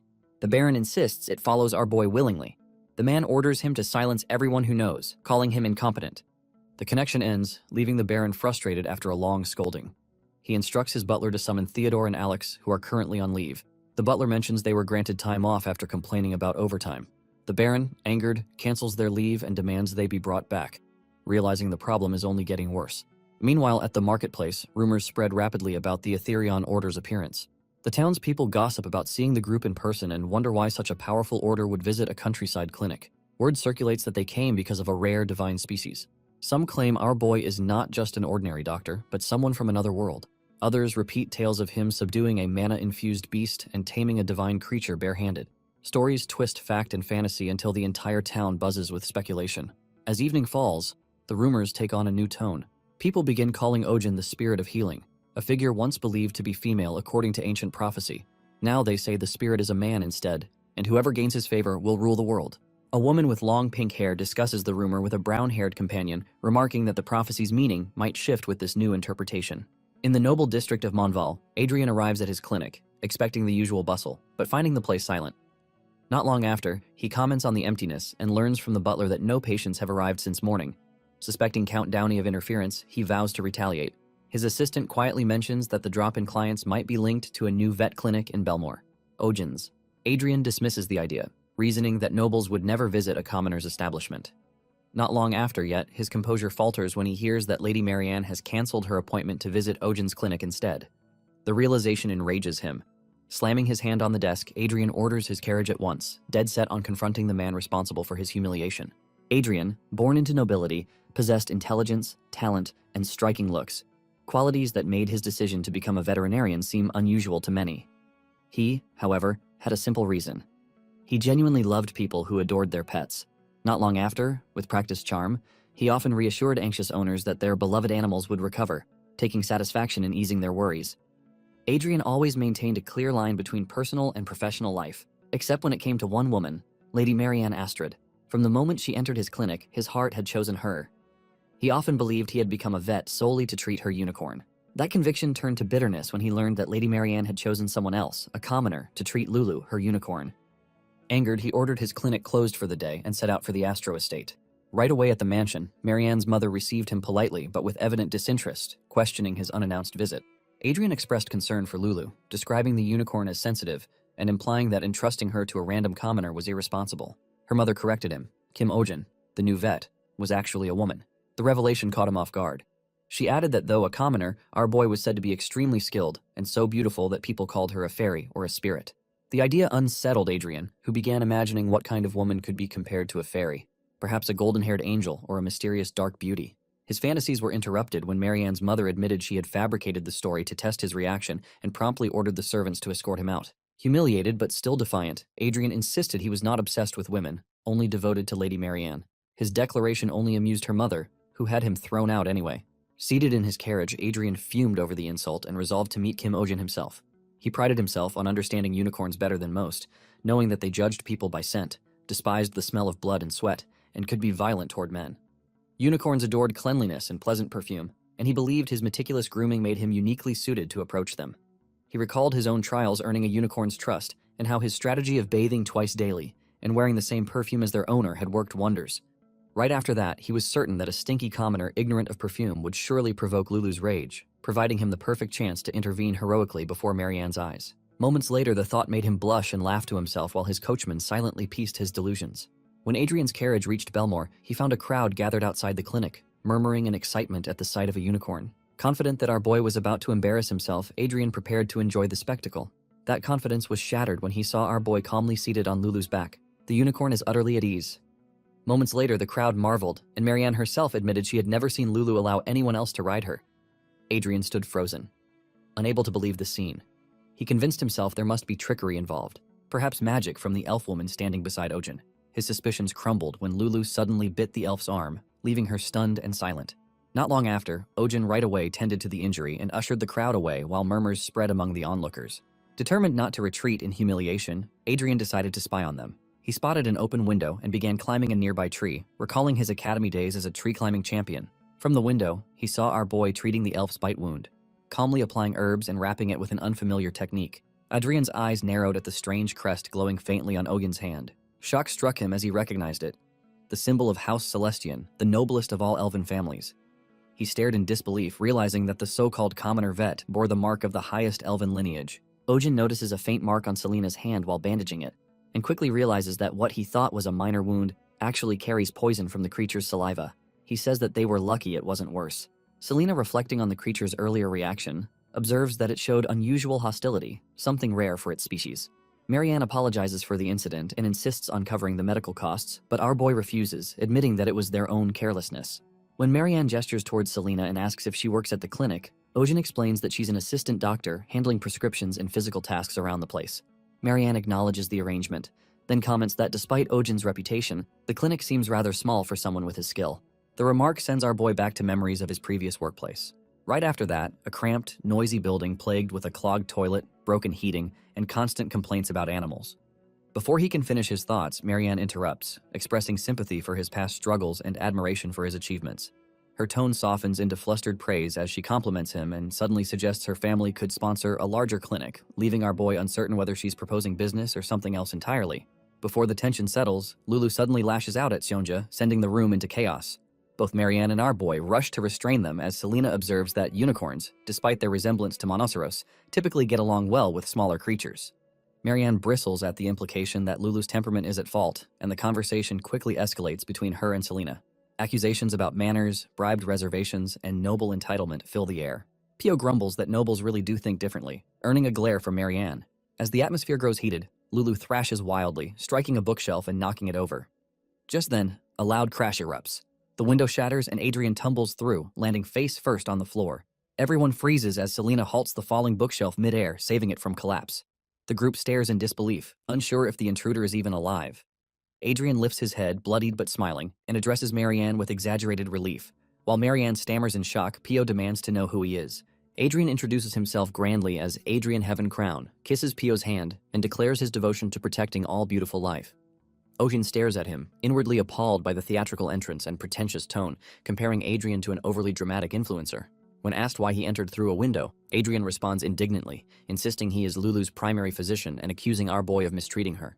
The accusation quickly turns into an argument. Ojin insists Lulu is fine, while Adrian calls him an unqualified fraud and even brands him a cyber-hooking bastard. Confused, Ojin turns to Selena for an explanation, and she clarifies that it's an insult for a deceitful womanizer who lures people in like a carnivorous plant. Realization dawned on our boy a bit too late, deepening his disbelief. Marianne intervenes, scolding Adrian for his vulgarity, but Adrian presses on, interrogating Ojin about his romantic history. In the midst of the confrontation, Adrian notices a mark on Ogin's hand and accuses him of being tied to a noble bloodline, or something even more scandalous. Pio blurts out that it must be an engagement ring, causing everyone to look at our boy in shock. Flustered, he explains that the token was a gift from someone named Killian, but his clarification only deepens the confusion. Before anyone can question further, Lulu begins trembling violently, sweat breaking out along her skin. Moments later, she collapses and everyone rushes to her side. Ojin examines her quickly. Her pupils react normally, and though her breathing is heavy, it isn't critical. He calls for Pio to bring a candle and a stethoscope, piecing together the cause. Adrian watches, then grimly announces his own conclusion. Lulu isn't ill, she's pregnant. Adrian examines Lulu and concludes that she is expecting. Marianne, initially disbelieving, struggles to accept his diagnosis, convinced that the unicorn's isolation in the castle's greenhouse makes pregnancy impossible. Selena supports Adrian's suspicion, noting that Lulu's recent behavioral changes, especially her heightened vigilance, align with early signs of pregnancy. When Ojin introduces a medical device to detect internal sounds, Marianne follows his instructions and, using the tool, identifies Lulu's heartbeat, then another, smaller and distinct, coming from within her abdomen. Overwhelmed by the revelation, she collapses, and Adrian catches her. Meanwhile, our boy calmly explains that the device is called a stethoscope. Adrian is shocked by its accuracy, impressed by how clearly it transmits even the faintest internal sounds. Working together, Adrian and Ojin determine that Lulu is about 4 months along. Marianne rejects the idea again, insisting that Lulu has not left the greenhouse during that time. Her claim only deepens the mystery since the unicorn had been secluded in preparation for an arranged mating with Prince Theo's prized horse, Shark. Despite these precautions, the evidence of pregnancy is undeniable. Moments later, Lulu is transferred to the ICU, where Ojin administers fluids and electrolytes through an IV to counter dehydration and malnutrition caused by persistent vomiting. The others observe in fascination, noting the directness of a treatment that bypasses digestion entirely. Silence settles as Marianne tries to process the situation. Selena breaks the quiet, reasoning that the arranged meeting with the prince's horse would likely have failed since unicorns rarely choose partners and often remain single for life unless they meet one truly worthy. On rare occasions, an exceptional pairing produces a legendary hybrid with a golden body. Adrian suggests sending Lulu to the palace as a royal gift to explain the situation directly to His Highness. Not long after, believing the prince would welcome such a rare creature, Selena dismisses the idea as unreliable, reminding them that stories of hybrid unicorns are mostly myth and that no one yet knows who the father is. Adrian points out the many distinguished horses raised under Lady Marianne's care, any of which could be possible candidates. Siegfried, admired for speed and beauty. Tara, valued for endurance. Dolly, known for charm. And Black Thunder, famous for strength. Now Marianne concedes that identifying the true partner is essential before any decision can be made. When Adrian volunteers to assist, Marianne instead appeals to Ojin, hoping his medical insight might uncover the truth. He declines, reminding her that a stethoscope cannot determine lineage. Moments later, Adrian intervenes, acknowledging that Ojin's instincts and concern for Lulu make him more suited than anyone else to help. Selena adds that the answer may already be close at hand, since pregnant unicorns typically display distress when separated from their mates. Yet Lulu remained calm throughout the journey. Tracing the timeline, Marianne realizes that Lulu's agitation only began after arriving at their destination. The carriage route provides the first clue. At the stable, Joseph tends to a young mongrel horse, unaware of the tension building around him. When Lulu spots the colt, she becomes visibly emotional, rushing toward it and embracing it with clear recognition. The onlookers are stunned. Marianne is horrified, unable to comprehend why a unicorn of royal standing would bond with a common mixed-breed horse. The scene's absurdity draws a quiet remark from our boy, likening it to a dramatic play where a noble parent rejects a forbidden match. Adrian, observing Lulu's behavior, affirms that despite every expectation, the connection between the two animals is genuine. Marianne protests that the colt is too young, but Ojin points out that Lulu's choice is clear and that separating them would only harm both her and the unborn horse. The evidence leaves Marianne speechless, her thoughts circling the impossible reality before her, a unicorn symbol of purity and grace bound by affection to an ordinary stable horse. After discovering the truth about Lulu and the horse, Marianne's father confronts Joseph. He tells the young man that allowing a lowly carriage horse to get close to a precious unicorn is utter madness. Joseph goes to explain that he had no idea, but the Count accuses him of lying and attempting to profit from the situation. Despite Joseph's denials, the Count refuses to listen and orders both him and the horse locked up, announcing that punishment will be delivered soon. The maids whisper among themselves, agreeing that the Count is being too cruel. Joseph did nothing wrong. Right after that, they point out that no one can stop animals from being affectionate toward each other. The conversation turns to why Lulu was supposed to be sent to the royal palace, with some realizing she was likely meant as a bribe for the crown princess election at the end of the year. Meanwhile, they mention Marianne's participation and how Lulu could have lived in royal luxury if things had gone as planned, but instead ended up with a carriage horse. One maid comments that Lulu probably takes after her owner. Another hint that there are many people who don't know about young Lady Marianne. Just then, one maid warns the others to be quiet. Just then, another maid rushes in to report that Lulu's condition has worsened. She started coughing up blood. Marianne right away hurries to Lulu's side and asks what's wrong. The maid explains that Lulu hasn't been able to eat due to morning sickness and is now vomiting blood. She remembers Selena's warning. Pregnant unicorns become extremely anxious when separated from their partners, and Lulu's health has worsened because of it. The maid cautions that if this continues, the situation could become much more dire. Next, Marianne asks when Ojin will arrive, and the maid replies that a message was sent in the morning, but he's delayed due to the distance. Determined, Marianne decides to find another doctor nearby and orders that the horse be brought to Lulu. The man leading the horse urges it to move faster, while the maids complain about the smell. They say that being locked up is no excuse and that he should have been cleaned before meeting the young lady. The man insists it was urgent. Marianne silences them and instructs that the horse be sent in. The moment Lulu sees him, she right away runs to him and presses herself close. Marianne orders warm water, saying she'll clean him herself. The maids are shocked, but she ignores their protests and also instructs them to prepare soup for Lulu. She begins cleaning the horse with a towel dipped in warm water, thinking that he's a heartless animal, yet unable to forget how her own parents once disapproved of her relationship with a merchant's son. She reflects that Lulu could have lived surrounded by luxury, but wonders if this simple happiness is what Lulu truly wants. At that moment, our boy arrives. He treats Lulu's condition and explains that although animals may have preferences, there is no hierarchy among them. Lulu does not see herself as superior to a horse. He sets up an IV for Lulu and assures Marianne that just being with the one she loves is enough for her happiness. Not long after, as he provides medicine, he notes that this will help for now, but is only a temporary fix. The real solution is allowing Lulu and her partner to remain together. Marianne quietly agrees. Our boy prepares to leave, mentioning that he must return to the clinic where many patients await and his assistant doctor remains, though he silently doubts her empathy.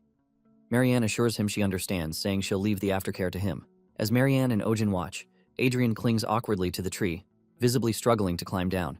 He finally descends, apologizing for his discourtesy, but our boy corrects him, calling it a crime instead. Adrian insists he only climbed the tree out of concern for Lulu and intended to leave after checking on her. Marianne reminds him that he should have informed the staff, but Adrian explains he tried and was refused entry. Noticing the device in Adrian's pouch, Ojin recognizes it as a stethoscope and casually comments on how cheap it feels. Adrian, embarrassed, admits it's still a prototype. Our boy advises that a doctor should have proper tools, then prepares to leave, mentioning his busy patient schedule. Adrian watches him go, thinking that Ojin is a better person than he'd imagined, while our boy thinks the opposite, confirming to himself that Adrian is a strange man. Later that evening, Lulu begins eating on her own and regains some strength, bringing relief to Marianne. Adrian tells her that love and care are the best medicine and praises her for personally tending to Lulu. Marianne reflects that her stubbornness caused Lulu's suffering and admits she should have reunited them sooner, realizing she was perhaps jealous of her unicorn. She recalls how she was once as innocent as Lulu, but over time grew used to judging others by their status and wealth. Adrian says that all nobles are like that, but Marianne thinks back to her first love, remembering how she never cared about status, only the beauty in his eyes. She had given up on him for their mutual happiness, and now wonders aloud if she is truly happy. Adrian responds that first loves always end in heartbreak, and that such pain can blind a person to the love already near them. He suggests her true soulmate might already be close. Meanwhile, Marianne feels confused, realizing too late what she had overlooked, and decides to withdraw from the princess selection. As Adrian listens, he secretly takes a small box from his pocket. Not long after, feeling a rare opportunity forming in his heart, he places it before Marianne and starts to speak. But suddenly she declares that she will make her move on Ojin. Adrian freezes, uncertain he heard correctly, and asks for clarification in disbelief. Marianne continues, saying she would rather hold power herself than marry someone who already has it, leaving Adrian stunned. She ends the conversation by thanking him and saying she hopes they can remain good friends. Adrian feels crushed by her words and vows never to forgive Ojin. Right after that, back at the clinic, Ojin sneezes, and Pio continues reading from a paper, informing Ojin that Kia is being taken in as Lulu's companion and requesting him to become Lulu's personal doctor. The offer includes 10 times the usual payment, but our boy refuses, explaining he cannot leave the hospital due to his busy schedule, and Pio complains that the tartar won't come off even after an hour. Ojin examines the snake, whose teeth are being cleaned, spots tartar buildup, and instructs Pio to spray saline and prepare anti-inflammatory medicine in cotton. While working, he discovers something lodged between the teeth and pulls out a small object. The pet's owner is overjoyed, revealing that the creature, Shamir, is a sacred beast once gifted to their family by the late king, and that it has just swallowed their heirloom. Our boy notes that some tartar still remains, and several teeth may need extraction, estimating 1 or 2 more hours of work. Selena says that it might take 5 hours since the beast has another head. Overwhelmed, our boy despairs as the owner tries to cheer him up, presenting a painting of himself and Shamir. The owner explains it was created by their family's official portrait artist and asks if Ojin likes it. He finds the painting ugly and wants to refuse, but the artist insists he will finish and present it soon, saying it's been a long time since he found such an inspiring subject. While he speaks, Shamir's eyes open and Selena notices right away. Ojin grows tense, wondering if the sedative dosage was enough. Selena raises her hand to cast a protective spell, but Adrian suddenly steps in front of her and the spell hits him instead of the beast. Meanwhile, Selena recognizes him as the noble doctor and wonders why he appeared so suddenly. Before anyone can react, Shamir opens its mouth, swallows Adrian whole, and gulps him down. Everyone in the room stands frozen, shocked that the beast has just swallowed a man. The clinic is closed for the day, yet a crowd has been waiting outside since dawn.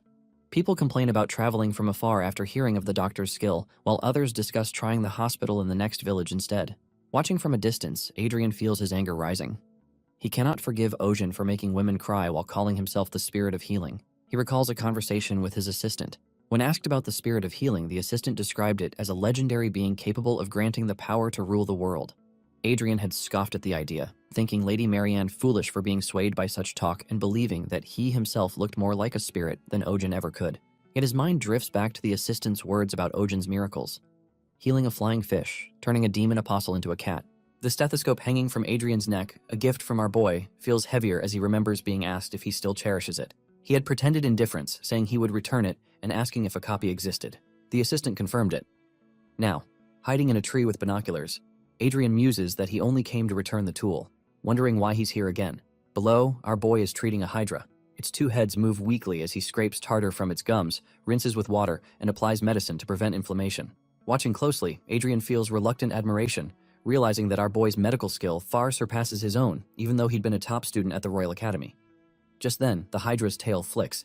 It starts to wake from sedation. Adrian notices too late as the creature lunges forward toward Helena. He runs to save her, and the hydra swallows him in one gulp. Shock ripples through the crowd.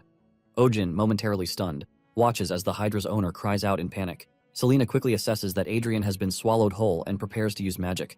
But our boy stops her, noticing the hydra's tongue has turned purple and its breathing is blocked. It has swallowed something too large, drawing on a method they once practiced. Ojin and Selena move at once. On his count, Selena strikes the hydra sharply, forcing it to perform a Heimlich maneuver. The creature thrashes, and with another strong hit, Adrian is expelled, landing on the ground. The hydra's breathing steadies and relief spreads among the owners, who praise our boy's medical skill. Our boy instructs Selena to check Adrian's condition. She confirms that he is alive, but will remain unconscious for a while due to the magic spell used on the Gemini Hydra. Ojin silently notes that Shamir's condition has also stabilized, though the earlier shock caused bruising on its abdomen. Selena applies ointment and finishes the dressing. Later in the evening, our boy guides the hydra's owners to be more careful, reminding them that any accident where a pet swallows something is the owner's responsibility. They promise to be cautious, even joking that they'll make sure it never swallows a human again. A few days later, the Baron sends a painting titled The Great Rescue Operation as a gift. Our boy dismisses it as bizarre, only to learn that a statue of him saving Adrian from Shamir's mouth has also been made. He feels the world has gone mad. Meanwhile, Adrian remains asleep, unaware of it all, while Pio and Selena watch over him, waiting for him to wake. Adrian wakes up, confused about where he is and what happened. Memories begin to piece themselves together. He was spying on Ojin's clinic, saw the snake awaken, and jumped in to save Selena. The next thing he remembers is being swallowed whole. Inside the darkness, he thinks grimly that it's a fitting end for a vegetarian. If there's another life, maybe being reborn as a unicorn with a beautiful heroine wouldn't be so bad. Just then, pain courses through him. He wonders if this is what it feels like to be reborn, silently begging for it to stop. He coughs, and the sound pulls him back to reality. Selena stands beside him, noting that he's conscious now. Adrian, still dizzy, wonders if she's his owner. She tells him not to get up yet. Not long after, the side effects of the magic will leave him dizzy and nauseous, so he should rest for 2 or 3 days. Adrian quietly agrees. Our boy enters with a steaming cup, instructing him to sit up for a moment. He explains that it's medicine for recovery and insists Adrian drink it all. Adrian obliges, while Oyen mentions he even added some of Mandel's leaves to the brew. Not long after, he also informs Adrian that Astrid Manor has already been contacted and that he can rest here for a few more days. Adrian protests, not wanting to impose, but our boy reminds him that as a doctor he should know health comes first. Adrian thanks him, and our boy says he'll step out so Adrian can rest. As Ogen leaves, Adrian watches and finds himself thinking that our boy really is a great guy. Embarrassed about his earlier jealousy, Adrian decides he wants to be more like that someday until he spots a letter on the side table. An invoice. Loading fee 500 silver, meal fee 100 silver, total 66.86 silver. Adrian stares at it and curses Oyen under his breath. Meanwhile, at the clinic, a couple stands with their cat, worried that their pet's gender might be changed. Our boy explains it's just a figure of speech. The wolf will be castrated. The couple protests, arguing that it's cruel. Our boy patiently reminds them that the wolf's energy has been declining, caring for the kittens is hard, and the female's health is suffering from too many births. He asks what solution they would suggest. The owner protests that the wolf is still young. Ojin asks if they want to calculate how many more kittens there will be in 5 years, or if they're secretly selling fake fox pups. The owner denies it, but argues that if the surgery happens, what pleasure will the wolf have left? Used to these discussions, our boy explains that frequent mating causes rapid aging, shortens lifespan, and lowers the quality of life for both pet and owner. The couple leaves teed. Pio assures them she'll help book a surgery date. After they go, our boy grumbles about having to schedule it himself soon. He's tired of repeating the same advice every time. Pio tells him the next patient is her childhood friend's pet and asks him to take good care of it. Ojin promises he will. A girl enters holding a large chicken and says they're here for a checkup. Our boy notes the bird's glossy feathers and says that it looks perfectly healthy. Pio adds that Pop is the biggest and healthiest among her friend's pets. The girl nods proudly. 20 minutes later, our boy finishes examining Pop and concludes the chicken is fit to compete in a prime chicken contest. The girl, still uneasy, mentions that Pop seems thinner lately, but Ojin determines it's not true weight loss. She recalls a seizure during Pop's sleep and worries it might be serious, but our boy concludes it was likely harmless restlessness. The girl adds that Pop's throat was sore the previous day, fearing infection. Pio reassures her that this is common. After a careful check, Ojin finds nothing abnormal, easing her concerns. Later, Pio runs in alarmed. Pop has disappeared. Tyr explains she stopped by the bathroom before heading home, and in that moment, Pop vanished. Ojin orders all exits and windows sealed. Selena tells everyone in the waiting area to stay put because an animal is missing. Some patients complain that their pets get restless if confined too long. Sonia calms them as their pets begin to act up. The team searches everywhere but can't find Pop. Ojin asks if Pop likes or dislikes anything particular. Tyr says she doesn't know, but maybe Pop already left. Our boy insists Pop can't open doors or jump through windows. It must still be inside. Pio remembers that Pop loves men. Our boy notes that some animals prefer lower-pitched voices. Tyr says Pop's obsession with men is extreme. Realization dawned on our boy. That's why Pop clung to him during the checkup. Sonia suggests there's only one place left, a room where a man is sleeping. They rush there and find Pop hugging Adrian tightly. Everyone freezes in surprise. Ojin looks at Tyr, asking why she did this. Ojin confronts Tyr, asking why she deliberately left Pop behind. From the start, he sensed something was off. In all his years as a doctor, he's met countless types of owners, but never a guardian disappointed to hear their pet is healthy. He points out that no matter how fast a chicken may be, it's too conspicuous and small to lose track of, and far too noticeable to slip through doors and end up here unnoticed. He demands an explanation. Tyr confesses that she did it because the Baroness would never believe someone like her. But if a famous doctor like Ojin claimed Pop was sick and disappeared, she would. Not long after, our boy asks who would even believe such a story, and Tyr answers, Baroness. Desperation fills her voice as she begs Ojin to save her. If she tells the Baroness that Pop is healthy, he'll be hunted. Now, a hunting competition is approaching, hosted by the House of Baroness alongside a banquet for an important guest rumored to include Prince Theo himself. The Baroness, preparing for the event, plans to cook Pop for the feast. The room falls silent. Pio bursts out in disbelief, questioning why anyone would want to eat someone's pet, especially when the Baroness already owns several large fire chickens.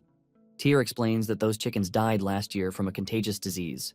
Ojin remarks, there must be other ingredients, yet the Baroness insists on Pop. Tyr goes on. Big fire chickens are prized for their vitality and fertility. Creatures renowned for laying many eggs. Families seeking to strengthen their lineage often covet them, believing that consuming such a beast enhances vitality. Our boy bitterly observes that people everywhere are obsessed with stealing others' gifts through superstition. Tyr says the Baroness has long coveted Pop and now threatens to drive them from their farmland if they refuse. Pio, angered, declares that using someone's livelihood to steal a beloved pet is unforgivable.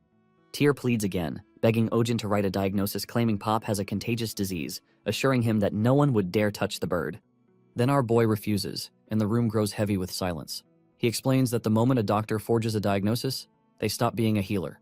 They become a fraud, exploiting life itself. Once that line is crossed, no treatment they offer can be trusted.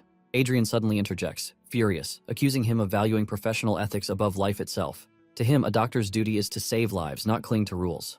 Ojin remains resolute, reasoning that if he lies and claims Pop has a dangerous disease, the animal will be branded as infected. The barn could be sealed off, and every creature there might be slaughtered. If the truth comes out later, the family could face punishment or blame for future outbreaks. He states that a doctor's purpose is to save lives, but never at the cost of endangering hundreds to protect one. If someone cannot understand that, they are not fit to be a doctor. Tyr lowers her head, apologizing quietly. Outside the clinic, Tyr breaks down in tears. Pio tries to comfort her, assuring her that a solution must exist. Tyr despairs that she can never win against nobility and considers running away with Pop. Just then, our boy appears. He tells her there's no need to flee. Right after that, though he cannot help as a doctor, he can assist as a fellow pet owner. Tyr and Pio look up in relief as he explains his plan. Moments later, Ojin instructs Tyr to spread a rumor in the House of Baroness, and without turning, he calls out to the eavesdroppers nearby. He orders them to come out, especially Adrian, whom he assigns an important role. At the Clay's mansion, gossip fills the air. Guests discuss how Duke Astrid's daughter, Lady Marianne, has withdrawn from the prince consort selection. Once considered a strong candidate, the Baroness listens with growing satisfaction, believing this is her daughter's chance to rise. She imagines the moment her daughter becomes the prince's chosen, and sees it as revenge against every noble who once mocked them. Right after that, the upcoming banquet, she thinks, will be the perfect stage to secure her daughter's future. Her plans are interrupted when Adrian appears at the entrance.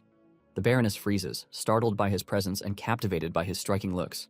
As he approaches with composed grace, he requests to speak with her privately at the table.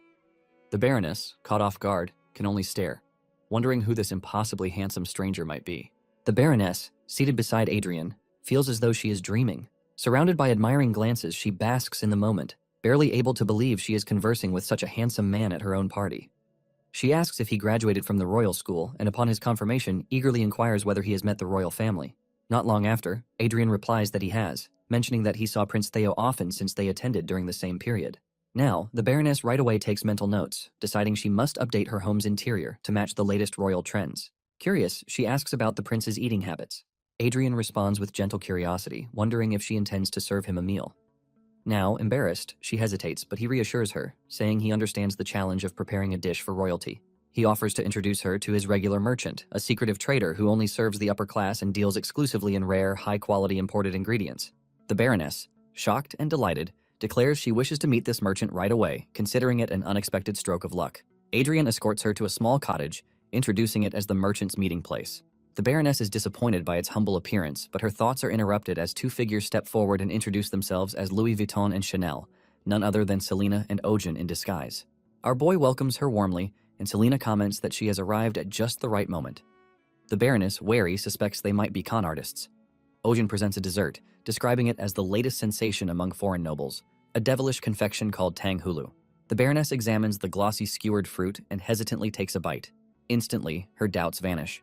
The crisp sugar shell shatters with a satisfying crack, releasing a burst of tangy juice that floods her senses. The sweetness and acidity combine perfectly. She is overwhelmed by the taste and silently admits to herself that these people are genuine first-class merchants. Once she's impressed, Ojin smoothly shifts the topic, mentioning a rumor that she recently acquired a rare ingredient known as the plant of immortality. Next, the Baroness is startled, but our boy continues, describing it as the chickpea of eternal youth, an ingredient said to slow aging, improve health, and even prevent ailments like constipation and hair loss. Enthralled, the Baroness demands to purchase them all, but Ojin explains that every batch is already reserved. Adrian insists that as a regular customer, they should make an exception. Our boy hesitates, claiming the reserved stock is meant as a gift for the prince from another customer. The Baroness, alarmed, asks if that customer has a daughter of marriageable age. When our boy confirms, she realizes the rival's intent to win the prince's favor through this rare delicacy. In desperation, she offers to pay 10 times the price. Ojin, feigning nobility, refuses to sell her money alone, claiming that their trade is guided by the pursuit of truth, love, health, and peace. Selena suppresses a sigh at his performance. While the Baroness feels ashamed for exposing her greed before such admirable people, Adrian intervenes again, suggesting that surely compassion requires selling the goods to someone in greater need. The Baroness looks at him, touched, while our boy reluctantly agrees to make an exception and sell the chickpeas. Before she leaves, Ojin warns her of a crucial precaution. The chickpeas he claims contain the mana of the Great Big Fire Chicken, the divine ancestor of all fire chickens. Therefore, anyone consuming them must avoid all chicken-related foods for a time or else suffer reversed effects: rapid aging, disease, constipation, and hair loss. Though none of this is true, the Baroness is horrified. The thought of being unable to eat chicken torments her, but the fear of losing her youth is even worse. She decides to keep the beans and abide by the restriction. Adrian jokes about older men obsessed with vitality, and our boy plays along, mocking the superstition. The Baroness nervously agrees, calling the obsession with fire chicken outdated. Later, back at the clinic, the plan succeeds. Pop is safe. Tear beams with relief and gratitude, thanking our boy for saving her companion. Ojin smiles, saying it was nothing, and hands her a custom carrier made from the money gained from Baroness Clace. He explains that it will help prevent future mishaps. Tear, moved, calls him her lifelong benefactor. Our boy laughs modestly, saying she can call on him anytime for help. Meanwhile, the mandrake sulks in jealousy as Pop enjoys the attention. Ojin offers Tear a part-time job, caring for animals, and she eagerly accepts. Just as the mood lightens, Pop suddenly tries to swallow the mandrake whole, sending everyone into a panic. After restraining him and securing him in the cage, our boy reminds Tear not to bring Pop along when she starts work. Turning to Adrian, our boy hands him payment for his cooperation. Adrian is surprised by the amount, but Ojin quickly clarifies that medical, lodging, and other fees have been deducted, leaving only 312 silver. Adrian, outraged, grabs our boy by the collar, calling him a con artist for charging so much. Selena interrupts, reminding Adrian that the treatment was effective. Adrian right away shifts tone, complimenting her skill and thanking her for the recovery he felt after taking her prescribed medicine. Selena promises him an additional prescription to maintain his condition, and he accepts with a smile. After Adrian leaves, Selena questions whether it was wise to let him go. Our boy admits that Adrian's medical abilities are decent and that he works well with her. Still, he brushes off the idea of recruiting him for now. Selena says that his greed for money has reached its peak and predicts that Ojin will soon regret this decision. Prince Theo sips his tea, listening as talk of the upcoming hunting competition drifts through the room. Baron Doyle kneels to apologize, explaining that he has searched for an opportunity to secure the Monoceros, but the hospital is never empty. Theo scorns such half measures and demands a bolder plan to present Sionja the Monoceros proudly before everyone and seize power with its aid. He warns the Baron that failure will leave him in a perilous position. A sudden chaos interrupts. The Baron's pet, Magma, grows restless at feeding time and lunges for a dish of chickpeas brought in by a servant. The wolf devours them, prompting Theo to erupt in anger, while the Baron bows and vows restitution, promising tenfold amends as he scrambles to appease the prince. Meanwhile, at Ojin's clinic, a recent surgical patient is recovering. The staff warn owners that accidents can happen as animals wake from anesthesia and cautions them to watch closely. Tyr returns with concerns about Pop's younger sibling, Cheap, who is lethargic and coughing. Ojin examines Cheap, notes a mild cold with muscle weakness, prescribes daily medication, and urges careful care. When Tyr returns the next day, reporting no improvement and that her dog has now fallen ill too. Not long after, our boy recognizes the same symptoms across different species and decides to hospitalize both animals to prevent further spread. Within days, the pattern repeats. Animals from different households arrive with identical signs. Our boy realizes this is more than a simple cold and urgently instructs pet owners to cover their noses and mouths, avoid touching things with hands that have handled sick animals, and to wear gloves. He separates symptomatic animals to the second floor and keeps others on the first. Despite the symptoms being mild, medication brings no progress, and the disease is entirely indifferent to species. Selena warns that at this rate, the outbreak will soon become widespread. Her prediction proves true. The clinic overflows with desperate owners pleading for care. Forced to turn some patients away, our boy watches as every nearby hospital reaches capacity. Lord Baron arrives in a panic about his indoor pet, Elizabeth, who he insists should not have contracted anything. A newly acquired turtle is revealed as the likely carrier. Baron inquires about nearby empty properties, and a vacant building in the back alley is offered as a temporary annex. Next, realizing the scale of the crisis, our boy accepts the loan and suddenly finds himself running a second facility alone, treating patients across 2 sites and wondering how he can possibly manage without another doctor. Over at Adrian's hospital, he notices an empty ward and asks why patients are scarce. Meanwhile, his assistant explains that the town is facing an infectious outbreak and predicts a call for support. Soon after, a letter arrives from Ojin requesting aid. Brings spare medicines and equipment with a cut offer of 2 gold per hour and a potential performance bonus. Adrian initially bristles at the tone, intent on burning the presumptuous letter, but then he sees a line mentioning Selena collapsing from overwork. Conscience overrides pride. Adrian announces he will leave until the war against the pandemic is over, reasoning that where disaster strikes, a doctor must go. His assistant falls silent, recognizing the gravity of the decision. The first epidemic sweeps across the land, prompting Pio to gather everyone inside the clinic and announce strict isolation measures. Any animal showing symptoms must be quarantined and unnecessary outings are to be avoided. Questions arise about when each patient's cough began, and records quickly pile up. Adrian continues examining patients after 12 hours of non-stop work, noting swollen throats, but in some cases ruling out the epidemic. Selena is buried in 26 hours of drug testing, while our boy tends to a weak rabbit after 18 hours of continuous treatment, gently finishing the checkup as exhaustion weighs on the entire staff. Schwein arrives with Max, reporting that 2 more cases have appeared among the hunting dogs scheduled for the upcoming competition. The impatient ward overflows, and Tyr informs our boy there's no more room. Still, Ojin insists on finding space and continues searching for a cure, assuring everyone that they will do their best. Schwein thanks him while Adrian questions why they keep admitting patients beyond capacity. Our boy answers through his actions, unwilling to turn anyone away. Pio reports that some guardians are demanding to discharge their pets, thinking mild coughing is harmless. Ojin rejects the idea, explaining that neglect could lead to irreversible damage, especially for working animals like hunting dogs, which would be abandoned if they lose their value. He firmly believes all animals deserve equal care, regardless of their usefulness. Late into the night, our boy experiments with antibiotics infused with dragon's power, but all attempts fail. Meanwhile, Selena warns him to stop before overusing the dragon's energy strains his heart. He blames mana instability and even considers learning alternative medicine. Selena points out that he hasn't slept in 3 days before knocking him unconscious for a forced rest. 5 hours later, Ojin wakes in a daze being fed by Tyr with fresh food. He realizes the egg is from Pop, a healthy chicken who hasn't caught the epidemic. Tyr mentions that both Pop and Sionja are fine despite exposure. Just then, our boy connects the dots, running through every possible shared trait, diet, blood type, temperament, until his eyes fix on Sionja, who is being spat on by the mandrake, just as the mandrake spat on Pop. That's why Sionja and Pop didn't develop the infection. Using a sample of mandrake saliva mixed with that of an infected animal, Ojin observes the gray experimental leaves turn green, confirming a cure. The clinic erupts in relief as our boy and the team praise the mandrake for saving countless lives. Now comes the issue of mass production. The team debates methods, pressing, diluting, but Selena prepares a sweet nutrient drink mixed with diuretics. The mandrake gulps it eagerly, saliva dripping from its leaves in abundance. Ojin marvels at how quickly they can now collect the essence and begin synthesizing the medicine. By morning, the epidemic subsides. Max's cough fades, and his strength returns. Our boy feels deep relief while administering the final vaccine doses. As he finishes the last prescription, heavy knocks thunder against the clinic door. Voices from outside announce that Lord Baron has arrived and demand our boy's arrest. Baron arrives at the clinic with his men, drawing a confused crowd that murmurs questions about the scene. Moments later, Ojin opens the door calmly, meeting the Baron's gaze as the noble declares his arrest for spreading an animal epidemic and exploiting treatment fees. Our boy's expression tightens, recalling the lie he once spun to protect Seonja. He points to Seonja's fading M-shaped mark as proof of his success. Recognizing that the accusation is just a pretext, the Baron's true goal is to seize Seonja.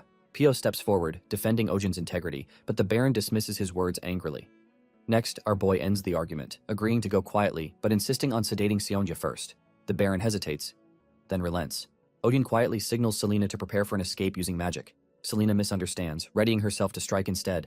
Once Seonja is sedated and placed in the cage, a faint light flickers from our boy's ring finger, the signal. Selena acts, not with magic, but with a sudden punch that sends one of the Baron's men collapsing. She grabs Seonja and flees into the crowd. The Baron orders his men to pursue, prioritizing the cat over Ojin. Our boy recognizes their intent, confirming his suspicions. The Baron seizes Ojin by the collar, threatening destruction, but Pio steps in, refusing to let the clinic be damaged. Adrian moves forward to shield Pio, forcing the Baron to withdraw under the watchful eyes of the onlookers. The men take Ojin away. Moments later, our boy entrusts the clinic to Pio and Adrian, hoping that Selena can keep Seonja safe. Rumors soon ripple through the city that Ojin, once the hero who fought the Monoxus, is responsible for the epidemic. The Baron announces a public trial, drawing attention from every corner. In prison, our boy rests briefly after days of exhaustion until the Baron and his wolves arrive. The Baron demands the location of the cat and the elf. Ojin remains silent, inwardly relieved, knowing that Selena and Seonja have escaped. The Baron threatens violence, gesturing toward his growling wolves. Our boy observes Magma trembling, his posture uneven and signs of pain clear. He examines the wolf briefly, noting blood in the urine and lethargy. Diagnosis reveals a severe hernia neglected for far too long. Ojin concludes that immediate surgery is necessary to save the animal's life. Outside the mansion, Selena hides with Seonja, who grows increasingly restless. Selena steadies her grip, whispering reassurance with quiet determination that our boy is still unharmed. Ojin diagnoses Magma with a hernia and right away orders the wolf to be moved to a clean room for emergency surgery. He directs the preparation of tools, medicine, and anesthesia, maintaining a calm authority as the procedure begins. Once anesthesia has taken effect and the area is disinfected, our boy starts the operation with steady precision. The Baron stands nearby, watching anxiously while a servant hands over a protective apron and gloves to minimize infection risk. Throughout the surgery, our boy keeps tight control, requesting temperature checks, timing the next dose of anesthesia, and insisting on proper sterilization of each instrument. The Baron grows tense, unsure whether to trust Ojin's judgment. And outside the room, he finds himself questioning the diagnosis until a memory surfaces of Magma's mother, who died with similar symptoms. Staring at her portrait, realization dawned that she too suffered from the same condition. Meanwhile, in the Baron's office, petitions demanding Ojin's release begin to pile up. Among them is a letter from Lady Marianne Astrid's family threatening to report the Baron's false accusations to the king unless our boy is freed. Servants voice their outrage, alarmed by the mounting backlash. The surgery concludes successfully. The Baron rushes to see his companion breathing steadily as Ojin calmly explains the regimen. A week of medication and a future appointment for suture removal. Finally, exhaustion overtakes our boy and he collapses onto a nearby sofa, succumbing to sleep after days of relentless work. The Baron notices the raw marks left by handcuffs on Ojin's wrists and quietly instructs that they not be used again. Back in prison, our boy drifts into a dream. He finds himself surrounded by the warmth of home. His parents' voices echo faintly. His mother frets that his clinic must be struggling again. Now, while his father laments his stubbornness, recalling how Ojin rejected medical school to become a veterinarian, he questions what's so noble about tending to animals. Yet, our boy in the dream feels only peace. An animal appears, pressing against him. Something between a cat and a lion, warm and comforting. Elsewhere, Theo confronts the Baron about the missing Monoceros. The Baron reports that it was taken by the Etherion Order, revealing that Selena was an agent of theirs. Reports confirm her involvement with suspicious groups of elves. Theo's anger erupts, condemning the Baron's incompetence. The Baron apologizes and hesitantly asks whether Ojin should now be released, mentioning the mounting complaints from both nobles and commoners. Theo, weary of the matter, allows him to decide. At the mansion, our boy is freed.